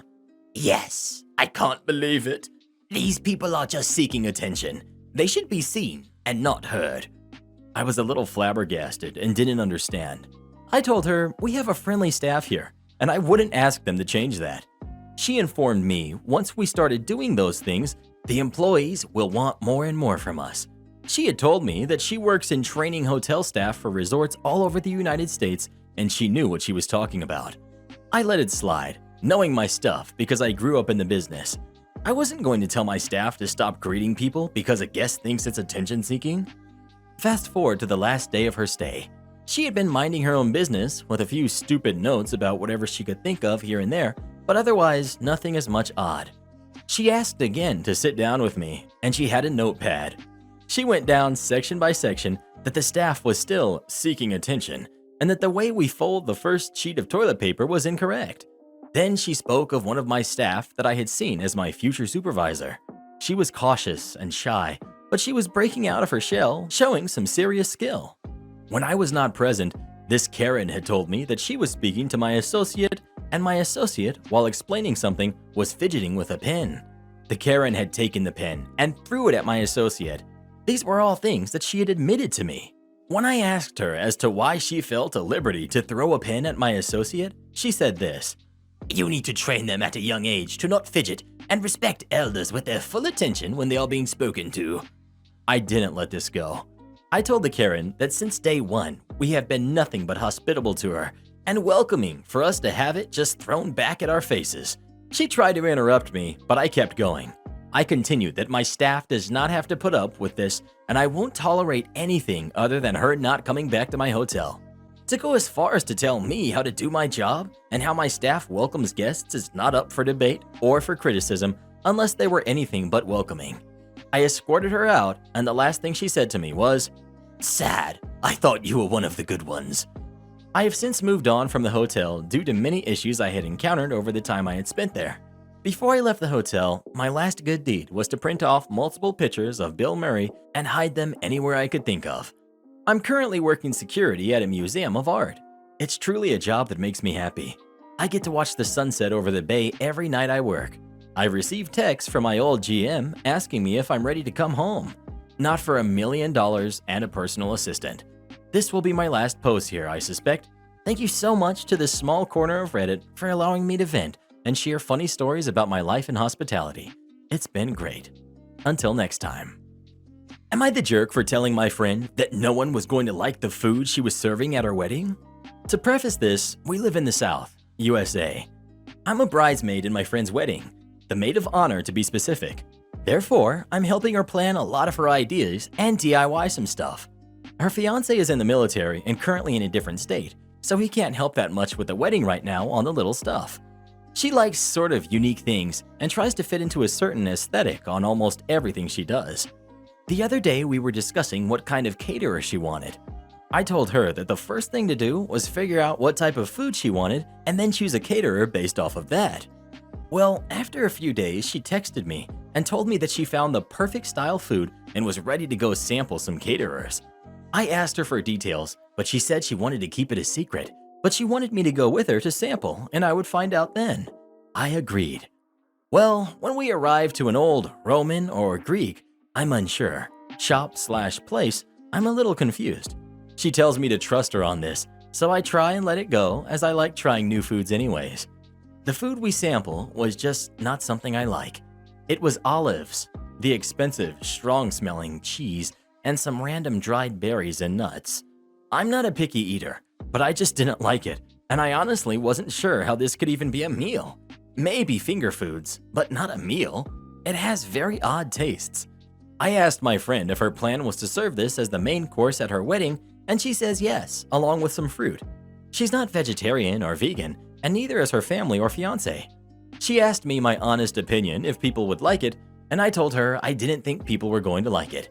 As I said, we live in the Deep South, USA, and everyone has pretty basic tastes in food, which is what I told her.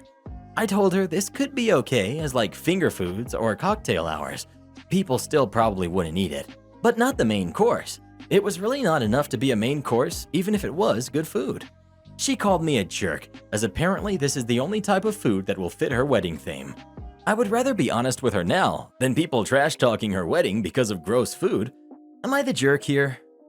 Well, who do you think is the jerk? OP or the bride? Please let us know. Depends on what kinds of nuts and cheese we're talking about. Am I the jerk for causing my husband to miss my doctor's appointment that he wanted to go to? As some of you may know, we've lately been experiencing a rise in temperature, and it's bringing so much stress and discomfort. I'm 4 months pregnant, and we had an important appointment with the doctor, and since my husband's car wasn't working, we called an Uber instead. We got inside, and my husband started complaining about a few things, like the driver driving slow, the driver taking too long in busy roads, then complained about the AC not functioning properly.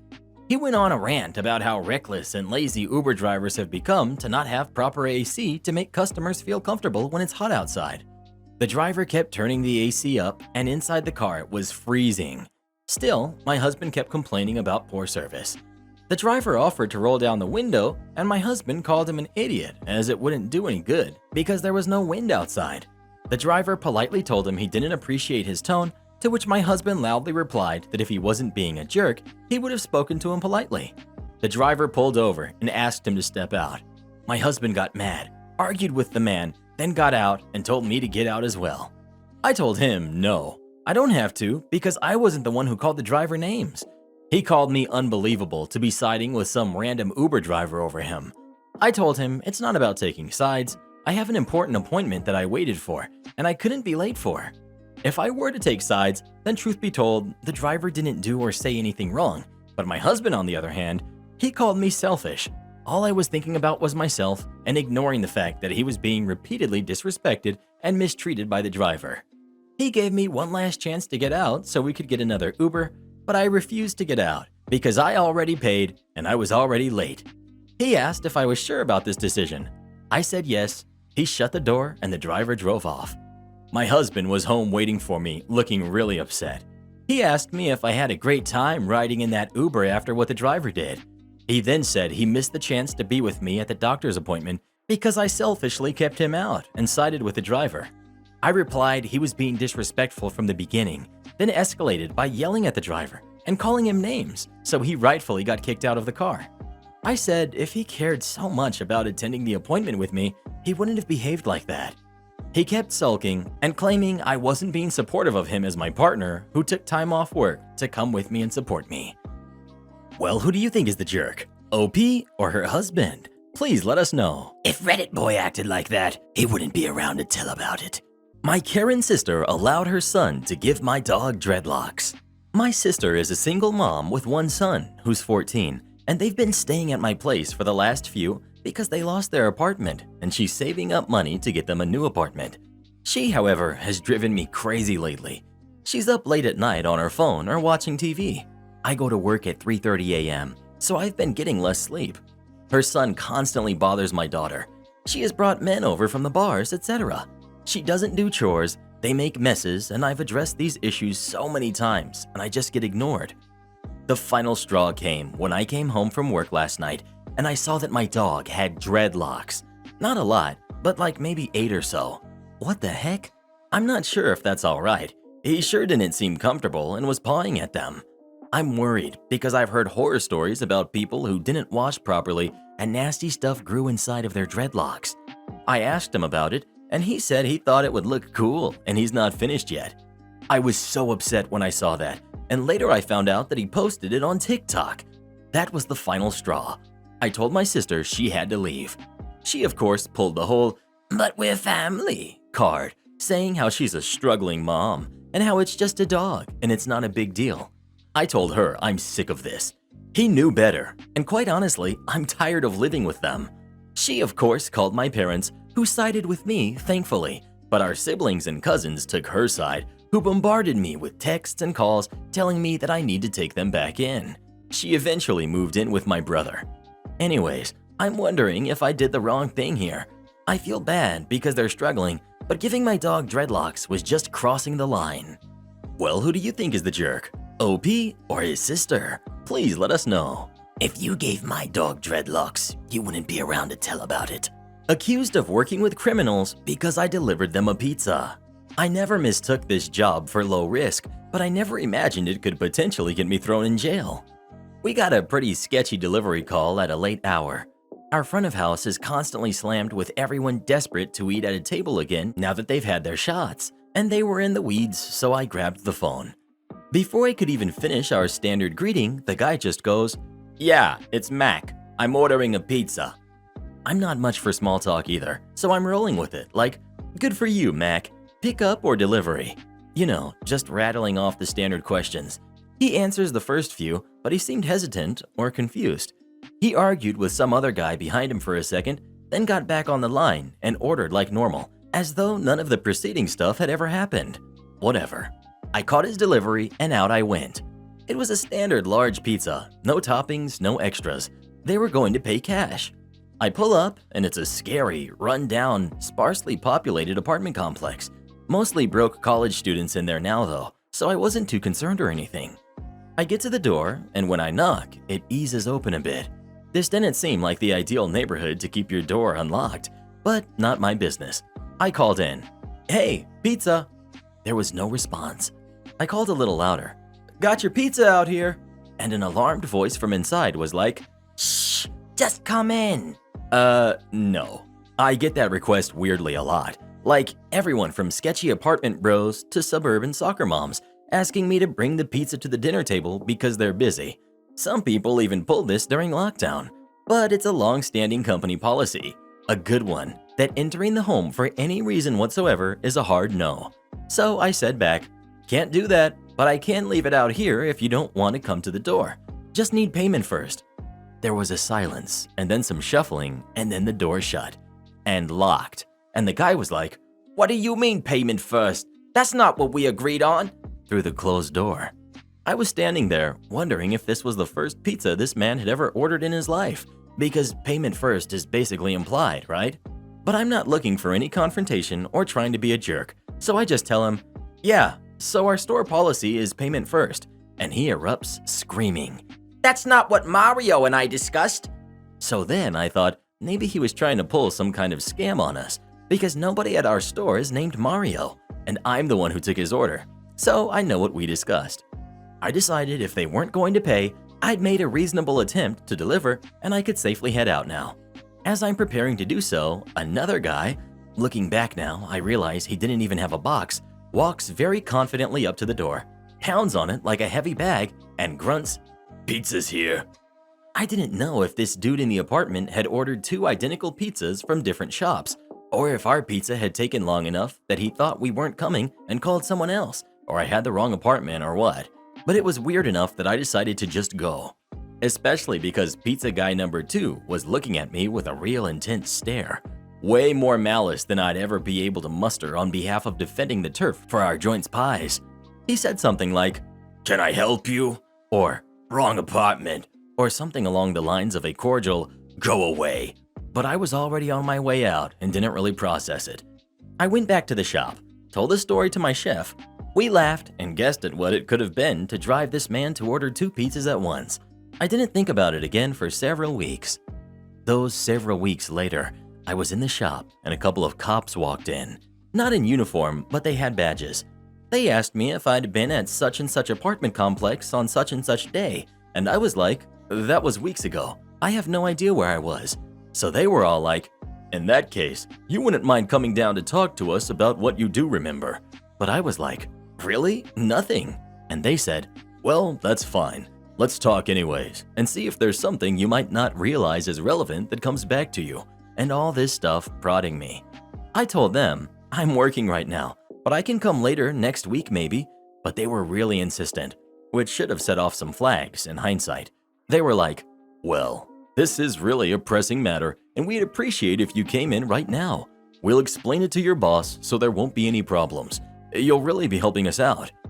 Their not being able to chat at me at work should have been the first red flag, but I know I had not done anything illegal, so it didn't cross my mind that I could be in any sort of trouble or have a reason to worry. Especially because when I got to the police precinct, everyone was extremely friendly, like I was actually doing them a favor.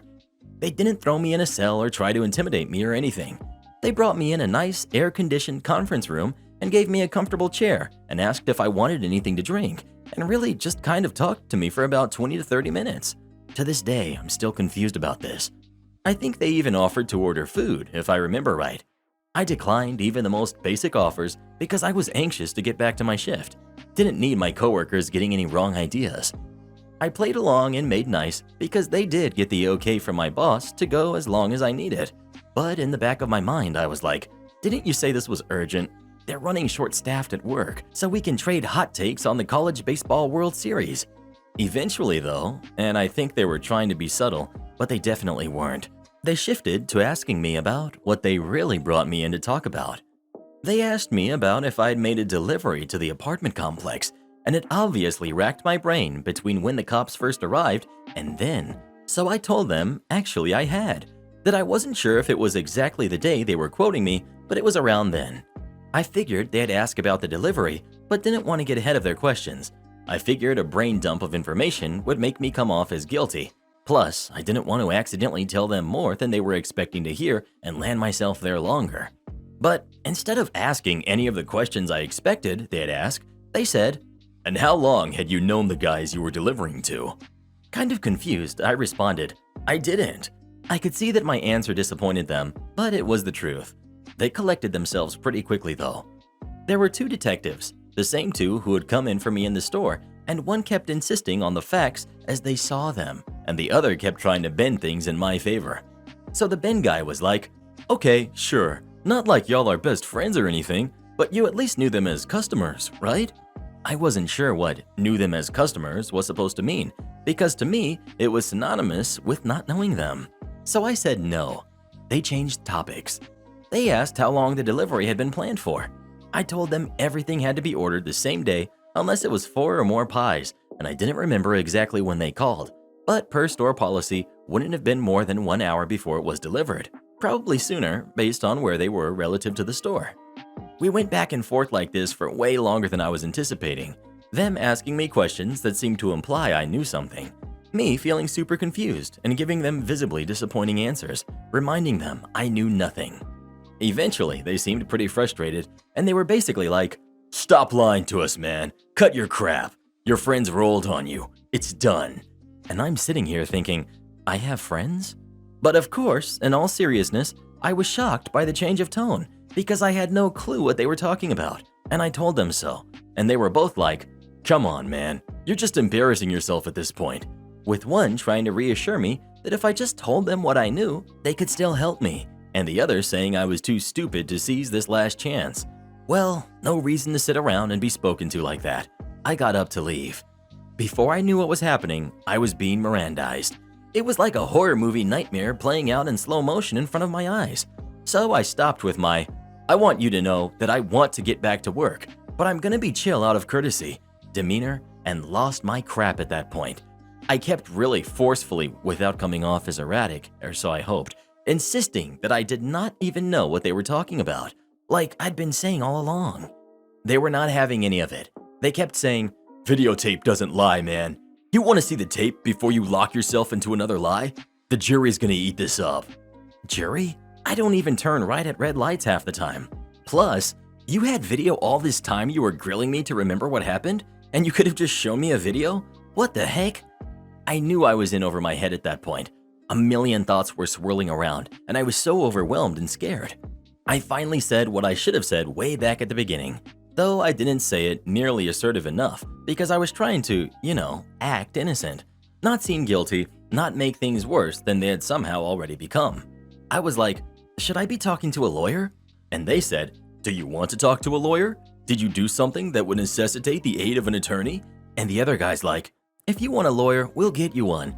But I have to say, that does not look good on you. And I should have believed him. As my dad has now drilled into my brain, you never talk to the police, only your lawyer does.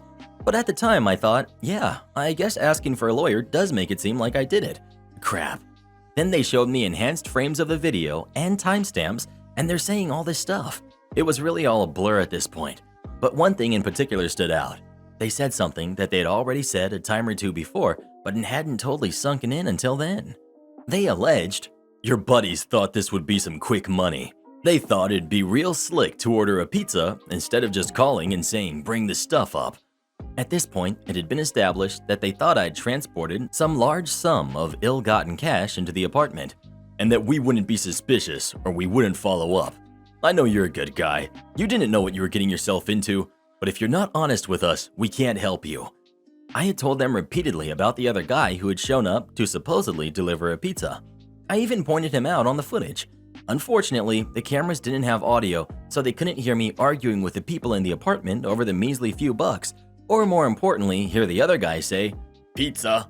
Because the other guy didn't even have a pizza box, and I did. They didn't believe me that I wasn't the pizza part of this operation. To recap, apparently what they'd uncovered from the real criminals is that they were meant to take receipt of some money. The guys inside the apartment were told something like, that afternoon you'll get a pizza, to try and prevent anyone from saying anything incriminating on paper. These dumb jerks in the apartment did not understand the instructions and actually ordered a real pizza instead of just waiting for their cash delivery to show up. I'm pretty certain all of that arguing I'd heard on the phone was one of the other criminals asking something to the effect of, are you sure you're supposed to order an actual pizza? Because what else would they have been arguing about right then? So once I connected all the dots, it was a matter of proving my pizza delivery was legitimate. They tried to get a record of the delivery when they talked to my boss, but we're a small shop. We only keep tickets through the end of the week, and we just sign a piece of paper confirming our tip amount every night. These guys wouldn't have factored in since they didn't pay. I didn't have anyone but the criminals to corroborate my story, and there was nothing in it for them to exonerate me, or they would have done it by now. But then I remembered. The chef! I told him all about this delivery. I begged the cops to talk to him and reminded them I'd followed them right out of the store before I had known what this was about, so they could trust he was totally untainted. Sure enough, he recounted it exactly as I'd told him and told police. The stories matched near identically. The cops went through our phone logs, but these guys had called in their order from a burner, so that was of no help. I figured the chef would be enough, but after I'd been in the precinct for nearly 8 hours total, they said they were going to go ahead and hold me until they could verify I didn't go with a decoy pizza and somehow give them money another way, or until they found the real delivery guy. They never would because they didn't believe me that he was the other guy outside of the apartment on the video without a box. I don't know if he had the cash taped to him or what, but the cops were convinced it couldn't be him because he didn't have any bag, box, or something to hold the money. Finally, realizing this was not a misunderstanding that was going to go away, all these years of watching Law & Order kicked in, and I asked for my phone call. I got my dad on the line, and he of course said, don't say another word, and showed up with an attorney who had me out within an hour of his arrival. I was formally cleared of all involvement the next day, barely got an apology. None of this will show up on my record or anything, but still, you'd think they'd be a little more remorseful about what they put me through. My boss gave me a couple of paid days off, having seen how serious it all was with questioning the chef and searching the phone logs and everything. I think he was just glad I wasn't actually a criminal, because for the longest time all they would tell him is I was involved in a situation and they needed information. So yeah, tread lightly. Don't be like me and make this your whole career. Or do, if your only alternative is to become a criminal.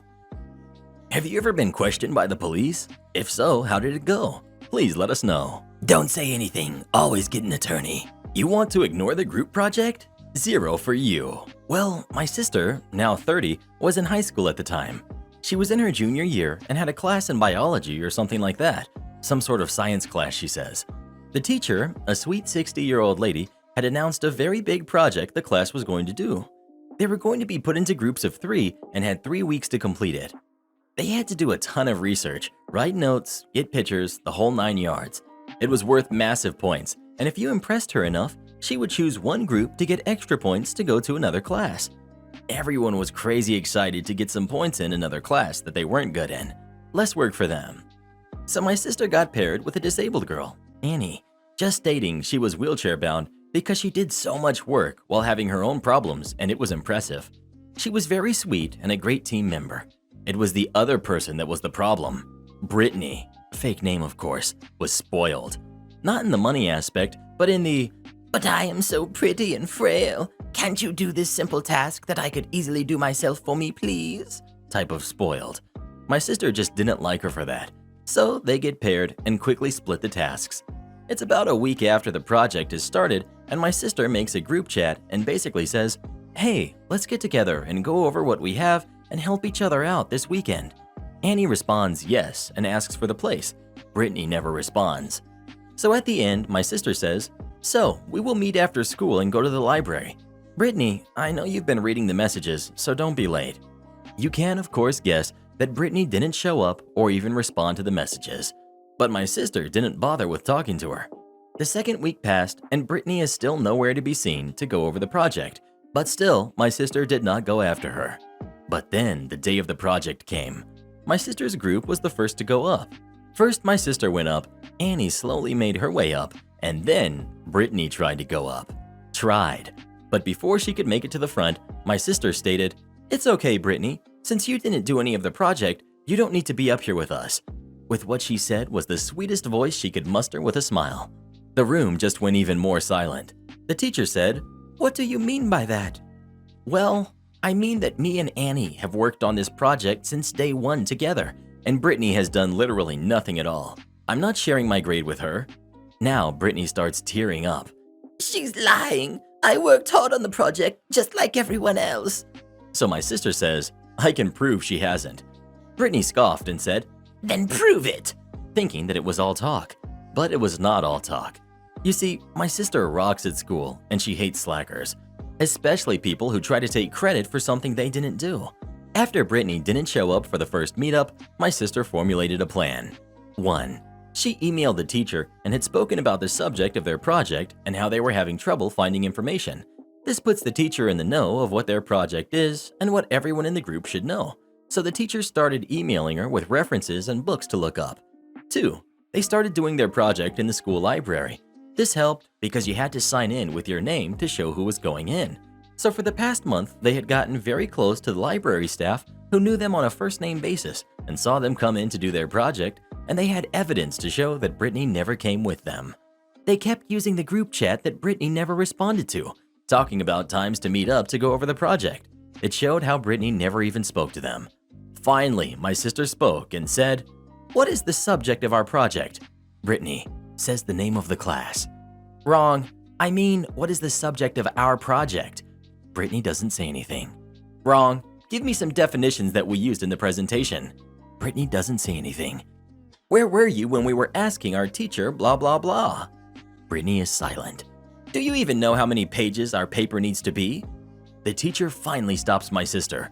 She was calm, but you could see anger in her eyes. She looked at Brittany and just says, "Sit down." You could almost hear her deflate on the spot.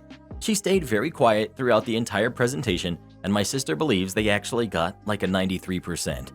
Of course, the teacher was not thrilled about how Brittany didn't do any work, and she was only hearing about it the day of the project. My sister got a stern talking to, but nothing more. She was to hand over any proof she had, and she gladly did so. As for Brittany, she got pulled into the office after school, and from what was spread around, her father had absolutely lost it. It was later found out by a very gossipy friend of Brittany that because she got a 0 on the project and was proven through the librarians, the emails between the teacher, and the group chat that she did nothing, her father really went in on her punishment. He had actually leased a car for her birthday and was going to surprise her with it, but as punishment, gave it to her brother. She was grounded, Her grade tanked a lot and she just barely passed.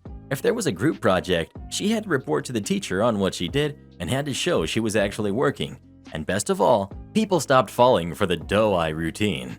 Of course, there were the boys that would fawn over her, but for the most part, people started calling her out, and she couldn't just get people to do what she wanted anymore. It was like that until the end of the year when my sister transferred out and never saw her again. My sister stayed in touch with Annie for a few more years until they simply drifted apart, but she still remembers her from time to time. Did you enjoy group projects in school or not? Please let us know. I could never stand group projects, but hey, that's just me. Cardio Karen and the Grand Hospital Tour. About 5 years ago, my girlfriend was in the ICU of one of our largest hospitals in Sydney, Australia. Needless to say, it was a stressful time for me, but she's all good now. This story occurred as I was walking back from one of the hospital's cafes to see my girlfriend. I was stopped in the corridor by an older lady, maybe early 60s, wide as she was tall, who asked me to take her to the cardio ward. Her tone was very polite, and I told her I don't work there, but directed her to reception. Her ladyship did not like this response. Don't mess around. I know you work here. Take me there. Her sudden change in demeanor stunned me. Come along. I don't have all day, she huffed. At this point, I should mention I was wearing a full suit and tie combo, as I had an unavoidable meeting later that day. Now, I like a navy suit as much as the next suave bloke, but the doctors in this hospital, when not in scrubs, mostly wore slacks and a collared shirt. Given the missus was a bit under the weather, I was sleep-deprived, anxious, and had no patience for her ladyship being a jerk. Okay, follow me. We started down the corridor, through some doors, and up a flight of stairs, her pacing grumpily behind me. I could see a sign ahead, cardio ward to the right. So, unfortunately for her ladyship, left we went. We went up lifts, down lifts, upstairs and down again. A full 10 minutes into our Royal Prince Alfred Hospital tour, it must have occurred to her that I had no idea where I was going. A porter with a gurney stepped out of the side door and she immediately accosted him. Your staff member here is wasting my time. It was almost comedic the way he looked down at her, up at me, down at her, then up to me. Did you tell this lady you work here? No, mate.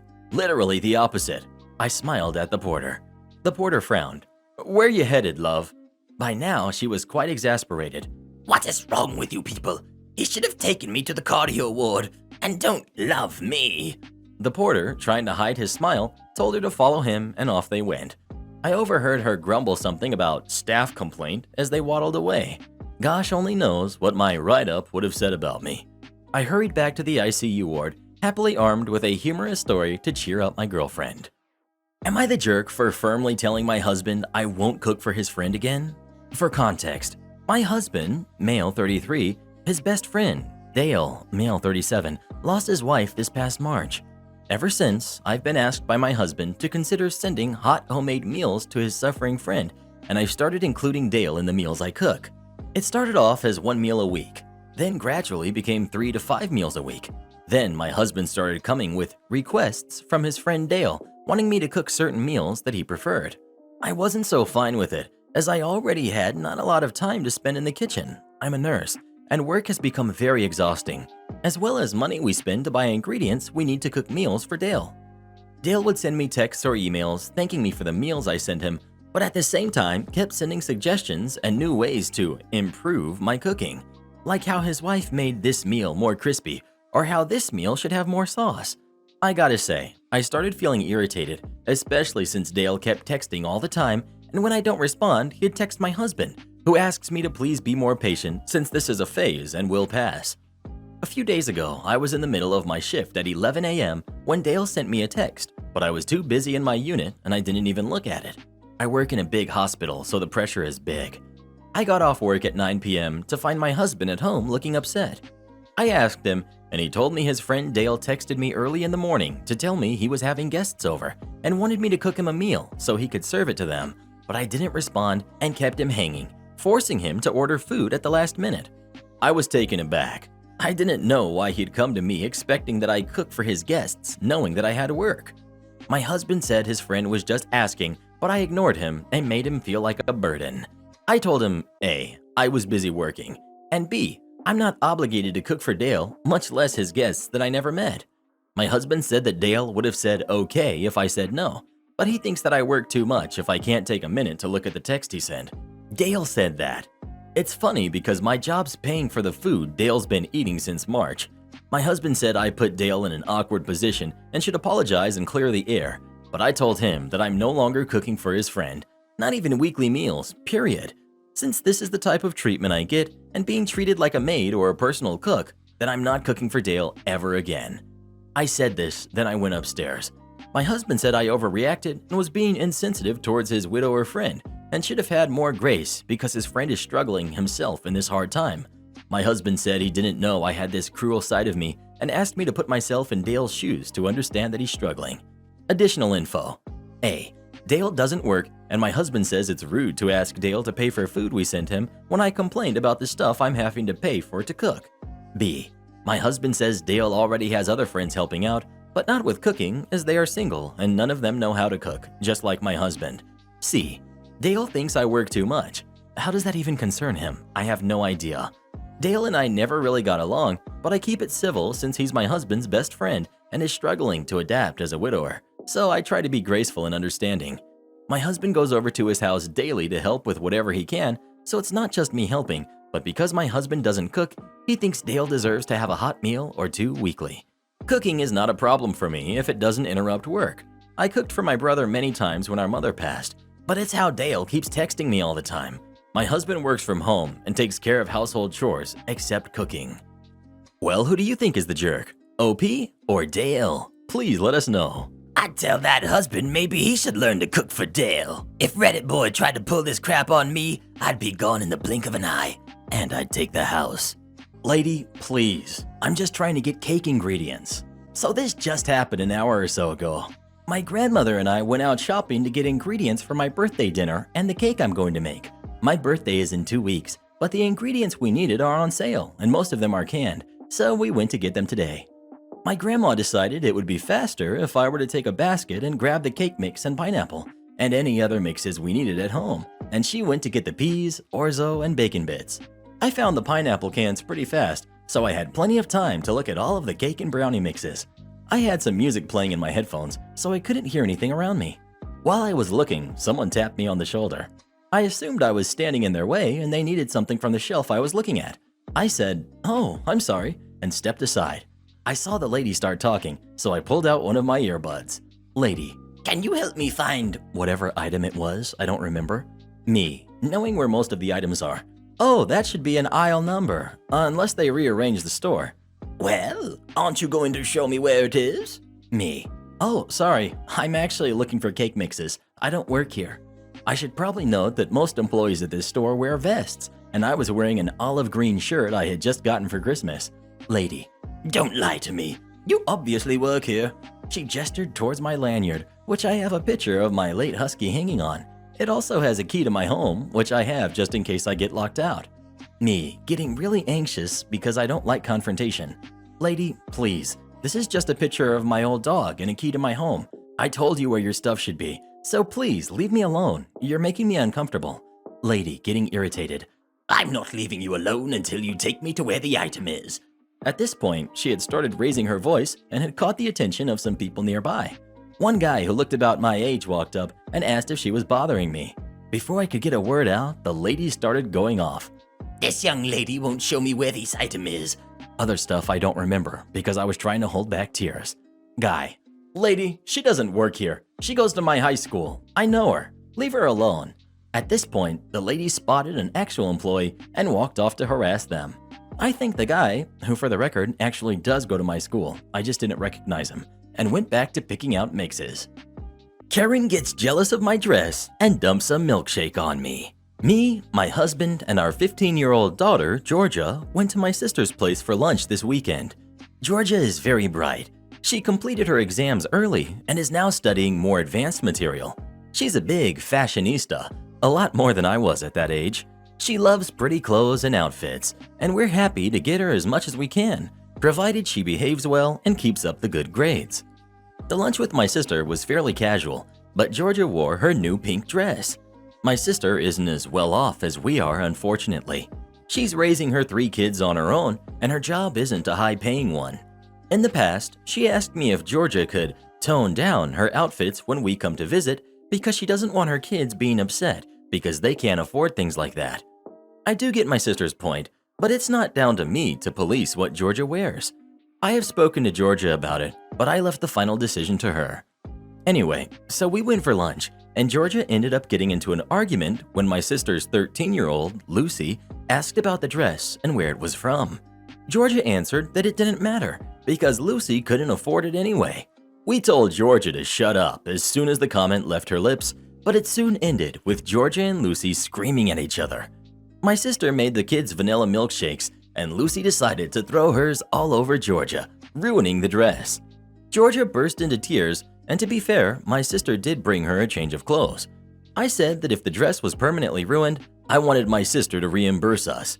My sister has refused and said that it was our responsibility because my daughter wore an expensive dress despite being warned not to. That dress cost a couple of $100, and washing it has failed to completely remove the stains. Frankly, I don't care about my sister's warnings. We can't make Georgia wear what she doesn't want to, and it's not our problem that she can't control her kid and stop her from ruining a beautiful dress. Am I the jerk? Well, who do you think is the jerk? OP or her sister? Please let us know. It doesn't matter because your family can't afford it, and you people call me entitled. If you give me your keys, I'm going to toss them in the gutter. This happened about 16 to 17 years ago when I was in my late 20s. Now, one thing I know about myself is that I'm a baby face. Even now at 44, I'm tall and I have an athletic build, so I get mistaken for a young 20-something all the time. So you can imagine what I looked like at the age of 27 or 28. Now, couple that with the fact that I'm a black man, relevant later, and you can just imagine what my life has been like. So my team was having a retirement celebration for our manager, and we had a dinner party at a restaurant near our workplace after hours. The shindig ended up being about 25 to 30 people, mostly older. I think I was one of 2 or 3 people under the age of 40, and it was nice. Our manager shed a tear or two, gave a nice speech, blah blah blah, etc. The restaurant was open for business, and there were other small parties, couples, etc. there, and they ignored us and we ignored them. But we weren't segregated. We were seated towards the center of the seating area around a large table and a second smaller one. So fast forward to the end of the dinner, and we're all outside now, saying our final goodbyes, and on the verge of dispersing, and I was among the group. So a few people start to make their way home, and our group is now whittled down to about 10 to 12 people. Other patrons and pedestrians are coming and going like normal, and there we are just chatting amongst ourselves. Notably, our manager was still there with his plaque, a relatively large picture frame, and a couple of gift bags. So again, it should have been evident to anybody who was in the restaurant for the last hour who we were. You would think. And then it happens. I'll call her Pre-Karen, since this was before people like her were a meme. Karen. Excuse me? Me. Yes, ma'am? Karen. Here are my keys. For? For you to get my car. Me. I'm sorry, I don't work here, ma'am. I don't have time for games. Here are my keys. As she's saying this, she tries to stuff her keys in my hand. Now I'm upset. Me. If you put your keys in my hand, I'm going to throw them across the street and into the gutter. Then why do you have a badge on? As she's saying this, she reaches out to grab my badge. What the heck? Which was on a lanyard hanging around my neck, around my midsection. But before she could, I snatched it away. Me. If you touch me again, I will consider it assault and call the police. I don't work here. She withdraws her hand, and I release my badge, which she proceeds to study for the 2 or so seconds it would take to figure out it's not a restaurant or valet badge. I believe the restaurant contracts out their valet service, and having done valet work during college, I'm fairly certain my business attire does not in any way resemble the uniforms. Think tacky vest with logo and matching pants, or the 2 or 3 companies that are in my area. And furthermore, none of them do badges on lanyards. Then she looks me up and down, comes back to lock eyes with me, and while starting to turn away, utters that word. You know which one, under her breath. Not gonna lie, it caught me off guard, and in the 15 years since, I've thought of the perfect comeback more times than I care to admit, the other story of my life. But on the bright side, I'm prepared now. But in that moment, I simply couldn't force words to come out of my mouth. So I just turned around and tried to shake off my shock and anger and proceed as if everything was fine. Most of the remaining coworker group, a mix of black and white, was aware of what had just transpired, but there was nothing to be said or done really, so we just kind of started small talking again. Client tried to do me over by locking me out of my own system. I've worked as an independent contractor in the IT field for over 20 years, doing all manner of things from creating simple HTML sites to managing a big hotel's complete IT infrastructure. One of the many clients I had back in the day I was coding big custom websites was a rental company. Now, I had heard a lot of warnings about not working with this guy that owned it. He had a reputation that he was sharp as a tack, backstabbing and conniving. He was a lawyer after all. So I went into the partnership with that in mind. He wanted a new website for his renting gig where people would list their home for rent, renters would sign up and pay a subscription to the site, and he would get the whole lot. Nothing out of the ordinary there. So we make a pretty good deal on paper, we sign it, and I get started on the project. Coding everything in PHP goes well, but he demands suddenly that I show him progress only a week into the progress. He wants to see the website front now. This is just the tip of the iceberg. I tried explaining to him that the front-end work isn't scheduled to start until after 6 weeks of back-end programming, and that I only had pure code to show right now. The contract we signed clearly states this. He then gets on his high horse and demands that I put everything on hold to do the front-end first, design, and then program. I, being really young at the time and fairly naive, agreed to this without asking for it to be added to the contract as an addendum and started working on the design now. Now, the contract stated I was given free reign of the design decisions as long as I maintained the same color scheme and used the same logo on the site. So I made a fast draft in Fireworks. This was back when it was a Macromedia product, before the Adobe acquisition, and within 2 days I show him. He's not impressed and demands a different direction and sets up a list of demands. I, as always, aim to please the customer and do just what he wants. I design a new layout with his list of demands, but he doesn't like that either. That's how the next 3 months go, a never-ending circle where he is never happy with anything. Now, close to 4 months into the project, he demands to see a working showcase of the back end.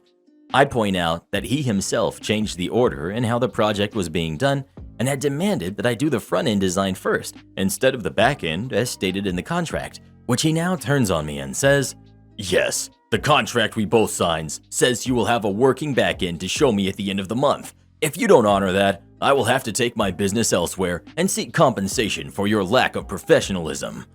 Okay, I now have 12 days to do a back end for the site. So I get a friend to help me, and we work tirelessly through a weekend, and I have a good base to work from in 9 days. Mind you, at this point, he has only paid the security on the contract, about 5% of the total price, and has shielded himself from paying by hiding behind, "Well, if you can't honor the contract, why should I? Finish this work, and then I'll pay as per the contract." Remembering now all the warnings I had heard about this guy, I decided to add a special function to the code just to be safe. More on that later. So now it's the end of the month. We have a front-end design he's okay with, a back-end that has been finished to about 85% of what is required according to the contract, and I still have 1 month left to finish everything else. Time for show and tell. Since I was working on this development, I was running it on my own dev server and showed him this in a browser on his computer. I mentioned to him that since I only had 512 kilobytes upstream from the server, it might lag a little, but it wouldn't when it would be put on the professional server he has his website on at his hosting company. He says that's okay, and the demonstration goes on. As I'm showing him the site, both front-end and back-end, I can see he's immensely unhappy with it, although he would never say so aloud. He's trying to hide his smile that pops up regularly, and his eyes gleam with all of the added ways he can now start making money from. Anyway, he now says that it's way too slow, this is wrong, that is wrong, blah blah blah. Client: "I want you to put it up on my production server and see how the speed is." Me: "Okay, no problem, I can make that happen. Please pay 50% of the contract and I'll get right on it." Okay, I wait a few days and then I get an email from him where he includes a forwarded message from the bank detailing a transaction from him to me to the amount of the 50% I asked for. So I push the system to his production server so he can take a look at it under beta.hisdomain.tld. I then send him an email stating he can try the system with the supplied credentials. What he doesn't know is that I know he had been fishing around for another programmer to do this project, to pick up from a lazy deadbeat who couldn't do anything right. So I knew he would most likely try to do me over. What I also suspected was that the email he sent me with a transaction proof was a fake, which it ended up being. Pro-Revenge 1. Remember that small function I mentioned? Well, what it did was if user X, his user, tries to remove user Y, my admin, from the system without one setting being changed in the config first, the system will first delete and purge the database, and then remove all the documents in the web root. Well, not 5 minutes after he reads the email from me, he does just that. He tries to delete my admin user from the system to lock me out. Guess who has nothing of the project left? He does. Pro-Revenge 2. Since it is considered forgery to spoof an email, especially from a bank, I sent the information to the authorities and he goes under investigation by both the police and the bank lawyers. Pro-Revenge 3. I sold the system to a competitor of his for a better price than originally contracted to him, and last I knew, he was now blacklisted from owning a company as well as he lost his right to work as a lawyer. I only got that 5% he paid at the beginning, and for working for just over 5 months on this project, that's hardly anything. But the knowledge of his demise will keep my heart warm for the rest of my life. Karen demands I babysit the entire neighborhood for free. Back when I was a kid, my uncle married a woman I despised. She was a manipulator, social climber, and an all-around gross person. She had 2 sons from a previous marriage. At the time of this story, I was 14, and the boys, who were horrendously behaved, were 6 and 8. I had sworn off babysitting them because they would try to hurt me, and she refused to pay me. But I made an exception this one time because due to some issues they had going on, I felt sad for their family. So I said I would do it for free just this once. They lived in one of those neighborhoods where your neighbors just walk in your house and say hi, and kids roam freely. Basically one of my versions of heck. But I digress. There was a crazy neighbor that lived across the street that kind of scared me. She is what we now know as a Karen. Well, Karen's 2 kids, ages roughly 4 and 8, show up in the yard while I'm watching my cousins. The boy starts climbing the tree and dangling from tall branches while I begged him to get down and told him that it wasn't safe. I knew Karen enough to know that if he fell out of the tree, I was going to get it. The boy refused and climbed higher and higher, so I said he needed to go home, but he wouldn't. I said fine, but my cousins and I were going in because I would not be responsible. He tried to follow us in, and I had to lock the doors. About 15 minutes later, Karen comes pounding on the door, screaming at me to get out there. So I go out, afraid the boy had gone back in the tree and had gotten hurt. But no, she was livid I wouldn't babysit her kids. She got right in my face, to the point I could smell the box wine on her breath, and screamed how if one neighbor has a babysitter, the whole neighborhood has one, and that's how things are done there. I calmly said I wasn't even getting paid, but if they want to organize group babysitting, call someone else, because I was 14 and too young to do it. I told my uncle's wife what happened when they got home, and she took her turn yelling at me and accused me of trying to ruin her friendship with Karen. My uncle just stood there. When my dad picked me up, I waited until we got home to tell him what happened, and he called my uncle in a rage. But my uncle agreed I should have babysit his stepkids, Karen's kids, plus the other 3 kids that were there, but not causing trouble. I never babysat for them again, and several years later, the marriage ended in divorce when my uncle took one of the kids to the park and found her on a date with one of her boyfriends. Would you ever babysit your cousins for free, or not in a million years? Please let us know. Time is money, friend. Am I the jerk for asking my neighbors to stop putting signs in my yard? Some backstory. I live in a corner lot. On one side, it's a neighborhood road, and the other side is a big old public road. Part of my property has several easements, and it's easy to mistake these areas as common areas, but it's all actually private property. The amount of people who assume they can use these areas of my land is mind-boggling. Every weekend, there are at least 2 to 3 signs in my yard. Spa sale, show, real estate XYZ, moving sale, you name it. Not only do I find them trashy personally, but they're illegal per city regulation. Illegal in public right-of-way, permit required, or landowner permission required. People also sometimes think they're my signs, where I have to stop and explain yet again to a random garage sale chaser that it's not my sale, or to city police code enforcement. The story. I removed yet another moving sale sign and thought nothing of it until I came out the next morning to another one, this time placed further into my yard, and a suspicious, angry-looking dude sitting in his car across the street. Closer inspection revealed a small note at the bottom that the HOA approved the sign and not to remove it. Signed, a board member. Just like that. No name, phone number, just a board member. As I removed the sign, suspicious guy turned on his car and sped off into our neighborhood. Then, for the next couple of hours or so, the same guy/car would repeatedly do slow drives by the front side of the house where I was working, glaring at me. So obviously, it was his sign. Now, I've been confronted, but I've never had anyone do anything like this before. So I decided to end it by returning the last sign and explaining why I was removing them, and proceeding to do exactly that. I walked until I saw the yard sale, asked if this was their sign, then calmly explained that it was a frequent error for people to assume it was open space, but it was actually my property and the city will fine me for having temporary signs in my yard.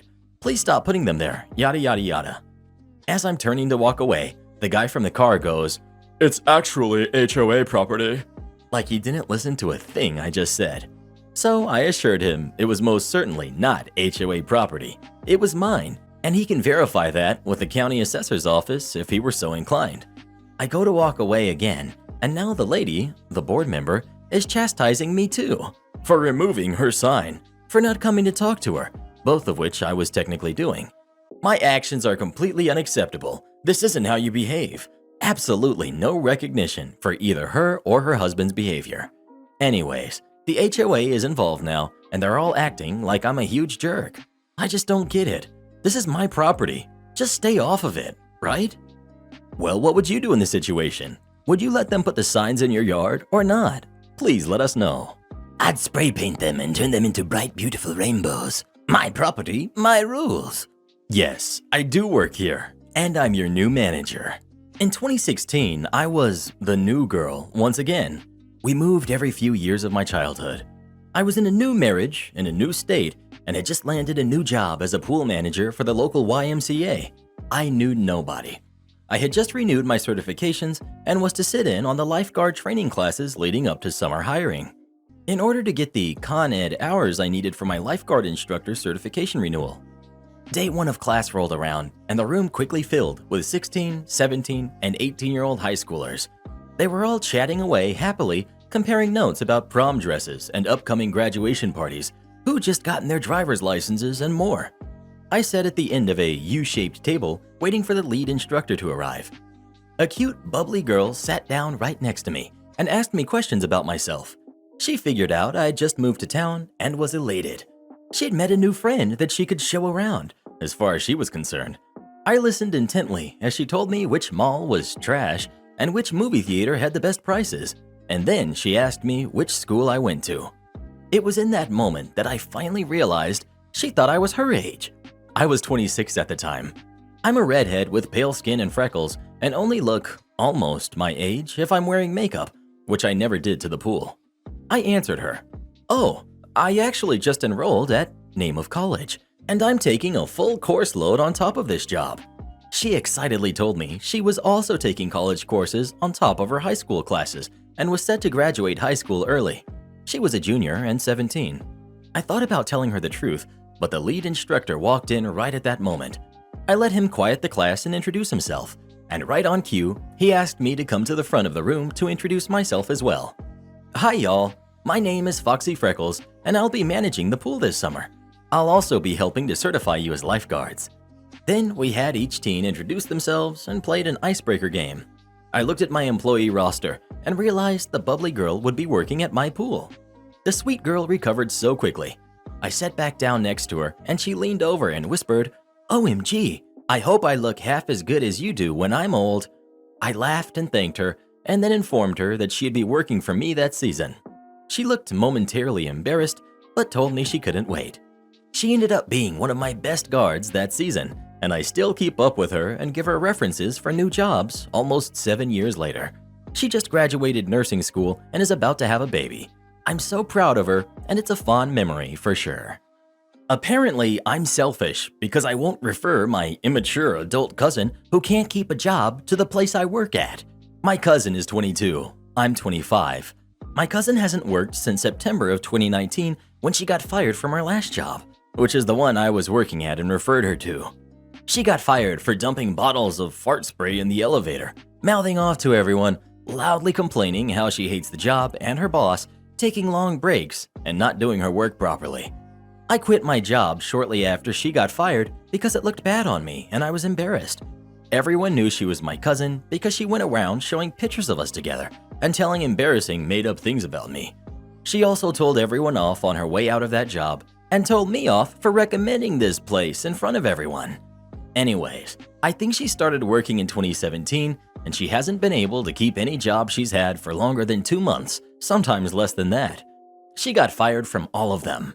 I know she got fired from one of the jobs because she was drinking in the break room. She posted all about it online. And another one, she got caught hooking up with her coworker who was dating another coworker at the time and they got into a fight.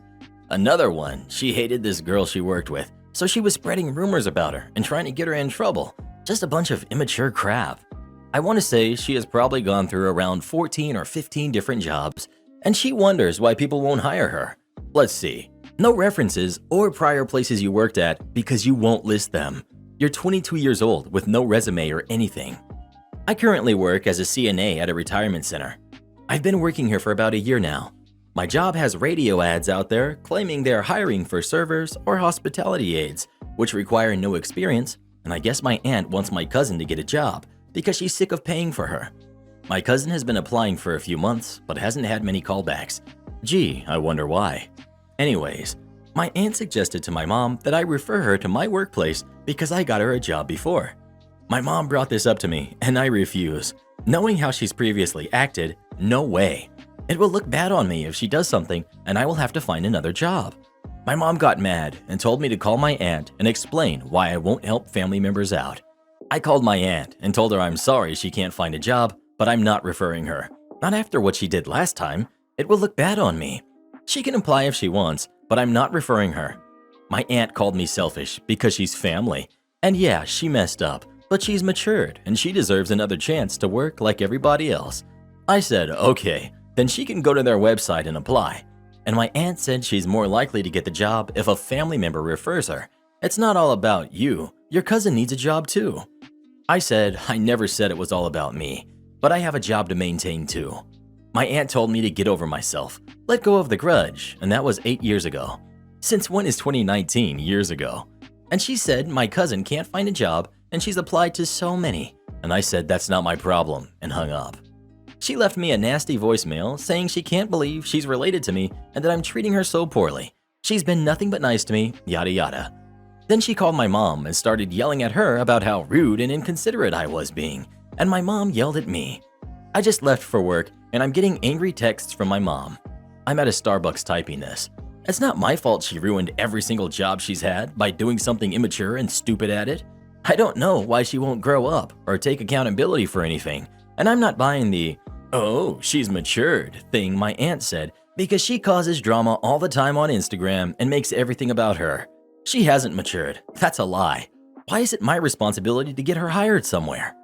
Well, what would you do in this situation? Would you go ahead and refer your cousin or not? Please let us know.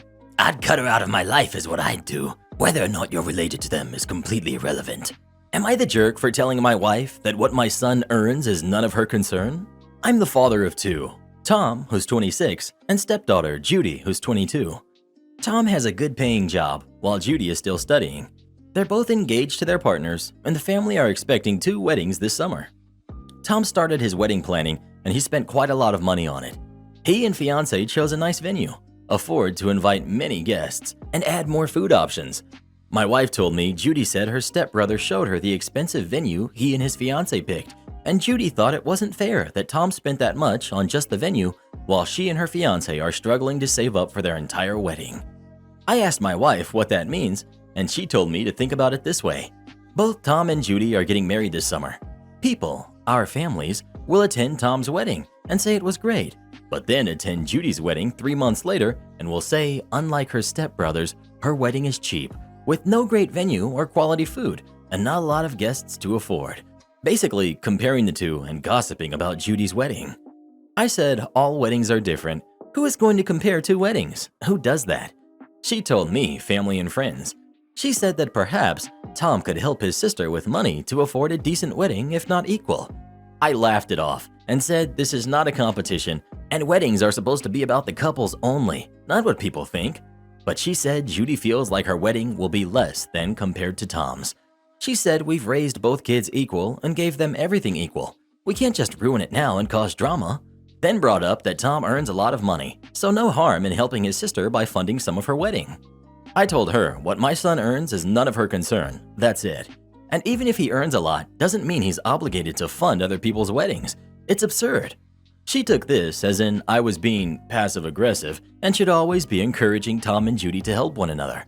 Fine, but there's a difference between encouraging and pressuring one into helping the other. If this was an emergency, then yes, I'd bring it up to him, still expecting a no. But to ask him to pitch in his sister's wedding? That's overstepping the line. I frankly said I won't even bother my busy son with this non-issue, but she got mad that I'm not even considering talking to him and making a bit of effort to make Judy feel less strained and more supported in her wedding. I said no, and she got extremely upset and agitated, saying I'm the one refusing to help, not Tom, and that he's an adult and can decide if he wants to help. But she's asking me to talk to him, which I'm not going to do. We're still arguing about it. Well, who do you think is the jerk? OP or his wife? Please let us know. This is why you never marry a Karen, nor do you raise one. Double toil and trouble right here. Am I the jerk for kicking my roommate out because her boyfriend is over all the time? I am extremely unsure whether I am the jerk here or not. Usually I'm rather secure in my actions, but given the current situation around the world and the reason, or lack thereof, I wanted to see if I am the jerk here. I managed to buy my own apartment 4 years ago. After living there for about a year, I figured it would be a good idea to rake in some extra cash by renting out one of the 2 guest rooms. Since then, I have had 2 roommates, but the first guy was an amazing dude and we're still friends now. A year ago, my now roommate moved in, and it has been a very different experience. She is a very quiet person when she doesn't have friends over, so it has proven impossible to become friends due to this, and it is a bit awkward for that reason. I mean, it took several months for her to respond normally to me saying good morning instead of with an incoherent whisper. Regardless, I have not had many issues with her apart from that, until about 3 months ago. Roommate got a boyfriend, and he was around all the time. At first, I just figured he was sleeping over here, and that's reasonable for any couple. My girlfriend sleeps over now and again too, but it quickly went to the level of where I would wake up to get my coffee, and this dude was there every morning, midday, and evening. It doesn't help that this dude is even more awkward to be around, and if you can remember the creepy silent kid in the corner of the class that follows you with his or her eyes all the time but says nothing back in high school, that's pretty much him. I spoke to her about this, and she said she was sorry and would handle it, so I figured that would solve it. Well, I went to visit my parents for 2 weeks a little over 2 months ago. I couldn't get the holiday off, so I figured this was better than nothing. No worries, it was allowed here. And when I got home, I come back to 3 people. Turns out that my roommate had been allowing her boyfriend's parents to sleep in the guest room. Now the guest room is not part of the agreement. It's entirely mine and not a shared space. You can imagine I was upset.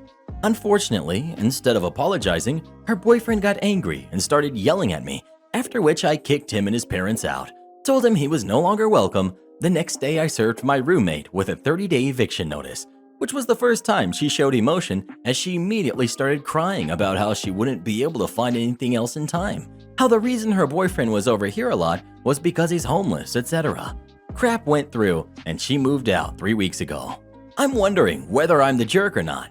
It does feel similar to throwing out a shirt with a stain instead of washing it. In other words, I can't help but feel I didn't give her enough of a chance given she barely caused any issues apart from very recently, and the reason for kicking her out was largely because of her boyfriend, not her. Well, what do you think? Should OP have kicked out his roommate or not? Please let us know. I don't blame him one bit. Nothing irks me more than quiet people who just stare at me. Support our channel by joining as a member today, and we'll give you a shout out in our next video. Or come watch this video next. You won't believe what Karen does in that one.